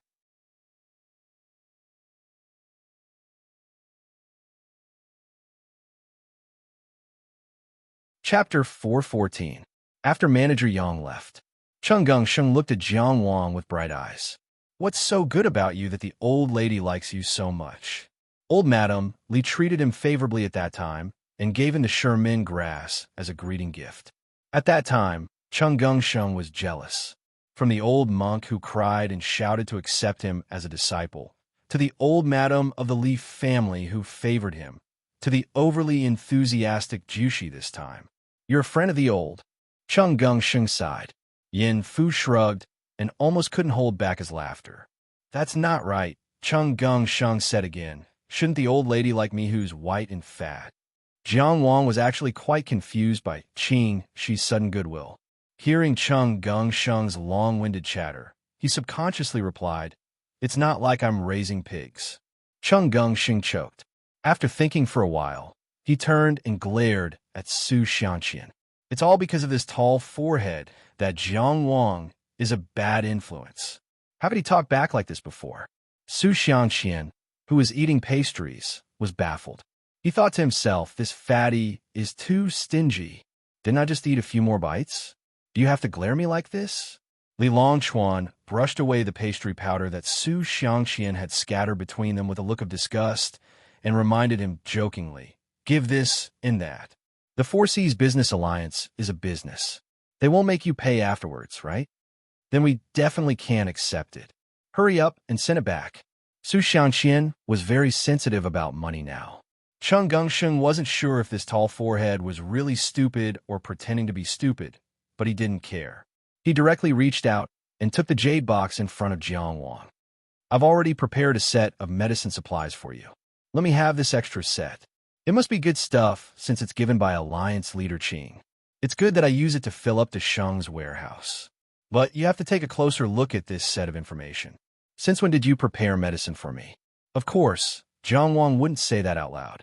He also understood Cheng Gung Sheng's vigilance. Of course, it was inconvenient for him to express his stance in front of others. He could only shake his head to express his helplessness towards such shameless behavior. Gaozha pondered for a while, then said, I heard that the Four Seas Business Alliance has also sent people to the Great Lake County. Alliance leader Qing sent a gift as a gesture of goodwill. Do you hope that Brother Jiang will take care of you? None of the others present planned to participate in the Seven Star Towers gathering this time. Su Xianqian, on the other hand, had shown a bit of interest before. He had even excitedly announced that the two prides of Mount Qi would sweep away all the heroes of the world. But now he suddenly changed his mind and said that he would leave Chi City and go to the offshore islands to study, stroll. Perhaps he was trying to hide from his debt. Rumor had it that Headmaster Liu of Green Cliff Courtyard had been looking for him everywhere recently. Hearing Gao Zhe's words, Su Xiangxian asked, "Who went to the Four Seas Commerce Alliance?" Gao Zhe paused for a moment. Obviously, he didn't know the specific person. Yin Fu turned the teacup and said softly, "First class Deacon Fong Chong." In terms of intelligence, he was obviously better than Gao Zhe. TSK. Chung Gung Sheng clicked his tongue. "Old Jiang, you're so impressive. Even the first-class deacon of the Four Seas Commerce Alliance needs your help." There were only 12 first-class deacons in the Four Seas Commerce Alliance. Without a doubt, they were the upper echelons of the Commerce Alliance.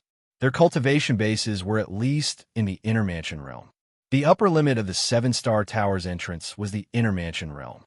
In theory, cultivators below the Inner Mansion realm, including those in the Inner Mansion realm, could participate in the Seven-Star Tower regardless of their cultivation level. However, cultivators who couldn't open the Heaven and Earth door didn't even need to consider the Seven-Star Tower because they couldn't even get a spot to enter. The Seven-Star Tower's rules were different from the Heavenly Palace Secret Realm. Not every family was allocated a spot. Other than the Great Swamp Tian clan, who had a fixed spot, all the other spots had to be decided through competition. Of course, the Zhenggenjia and the Tian clan were close because of the exchange of benefits between the Rizhao Prefecture and the Chongji Island. Chung Gungsheng had already bribed Jiang Wang to enter the Seven-Star Tower with a spot from the Great Swamp Tian clan. There was no need to fight for another spot. The upper limit of the Seven-Star Tower was the Inner Mansion realm. The first-class deacon of the Four Seas Commerce Alliance wouldn't be weak either. Chung Gungsheng said this to remind Jiang Wang not to be too arrogant. If he really thought that he could take care of Fong Chong just because of a few words, then he wasn't clear-headed. Of course, Jiang Wang didn't take it seriously. He just smiled in response. However, Gao Zhe said, with Brother Zhang's current strength, how can he not take care of Fong Chong? Not to mention that he defeated the Pingxi twin demons and the overturning sea hand. Just the Inner Mansion realm alone is nothing. Even if it's the Inner Mansion realm, Brother Jiang can easily get it. These words were said to be praising and testing his strength. However, if one really wanted to take it seriously, there was no need to do so. In fact, Gao Zhe's personality wasn't very compatible with Jiang Wang's. The reason why they often gathered together was purely because of the cooperation between the Zhenggenjia and the Gao clan. If Chung Gungsheng didn't use the advantage of dominating the Yang territory to grab hold of the Gao clan, Yungenzuan would.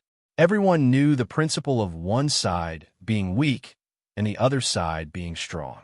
The more mature a person was, the harder it was to follow his heart. Brother Gao, what you said isn't a big deal. Yin Fu smiled warmly and waved his teacup in front of him. In front of you, except for you and me, all of us have the Inner Mansion realm. We can easily get it. Everyone laughed. Thinking about it, it made sense. Jiang Wang, Chung Gungsheng, Li Longchuan, and Su Xiangqian were all winners of the Heaven Secret Realm. Now that they had all opened the Heaven and Earth gates, it wasn't difficult for them to get the Inner Mansion realm. Even Gao Zhe touched his nose and smiled a little embarrassedly. While everyone was talking and laughing, a servant of the Li residence suddenly came in and whispered something in Li Longchuan's ear. At such a short distance, everyone deliberately controlled themselves not to listen as a show of respect. Li Longchuan raised his eyebrows slightly, clearly a little surprised. "What's wrong?" Jiang Wang asked. "If you have something to do, you can leave first. I'm leaving soon anyway." "No." Li Longchuan shook his head. "It's my sister. Li Fengyao is coming?" "All right." Su Xiangqian stood up. "Everyone, I have 3 urgent needs. Let me go take care of it. Brother Jiang, have a safe trip." Without waiting for anyone to reply, he ran away like a wisp of smoke. Jiang Wang felt his teeth ache. Have a safe trip. It didn't sound like a good thing. That's strange. Jiang Wang was a little puzzled. I've seen Longchuan's sister. She's very nice and very beautiful. Why does Xiangqian seem to be afraid of her? He had been wondering about this for a long time. When Li Fengyao appeared at the City Destruction Marquee estate, the fearless Su Xiangqian instantly changed into a different person. He always acted timidly. You don't know? Cheng Gung Sheng deliberately asked loudly, holding back a malicious smile. Jiang Wang was puzzled. Why would I know? Li Longchuan covered his face and said, Why is Su Xiangqian afraid of my sister? Because he started to pursue my sister a long time ago and was beaten by her a few times. It's a violent beating, Cheng Gungsheng added. A total of 18 times. Yin Fu also filled in the data with a calm expression. These people seem to be very interested in Su Xiangqian's embarrassment. Not to mention the excited Cheng Gungsheng and the focused Gao Zhe, even the indifferent Yin Fu. His eyes were obviously very excited. Okay? So he's scared, right? Jiang Wang understood. But it was really hard to imagine what the cold and arrogant Li Fengyao looked like when she beat Su Xiangqian up. It must be very interesting, right? Cough. It's not considered a beating. After all, Li Longchuan had to protect his sister's image. It's just a friendly match. As for why you should know, Cheng Gungsheng held back a smirk and said, 2 days ago, someone deliberately used this to tease him and asked him why he didn't continue to pursue Li Fengyao. Su Gao said, he's not afraid of Li Fengyao, but a gentleman doesn't steal someone else's love. Jiang Wang is so infatuated with her that he officially decided to withdraw from the list of Li Fengyao's pursuers. Jiang Wang, there was a moment of silence. You know too. You all know. After asking around, he got all the affirmative answers. Jiang Wang looked at Li Longchuan with one last hope. Your sister knows too? Ah, yes, Li Longchuan answered honestly. Jiang Wang, so that's why? He was wondering how Su Xiangqian escaped so quickly. Although he was clearly timid last time, he still dared to chat for a while. Jiang Wang looked at Shi 14, who was standing at the side like a sculpture. Shi 14, which direction did Gao Feng go just now? Which direction? Show me the way. Shi 14's shoulders moved, as if he couldn't hold back his laughter.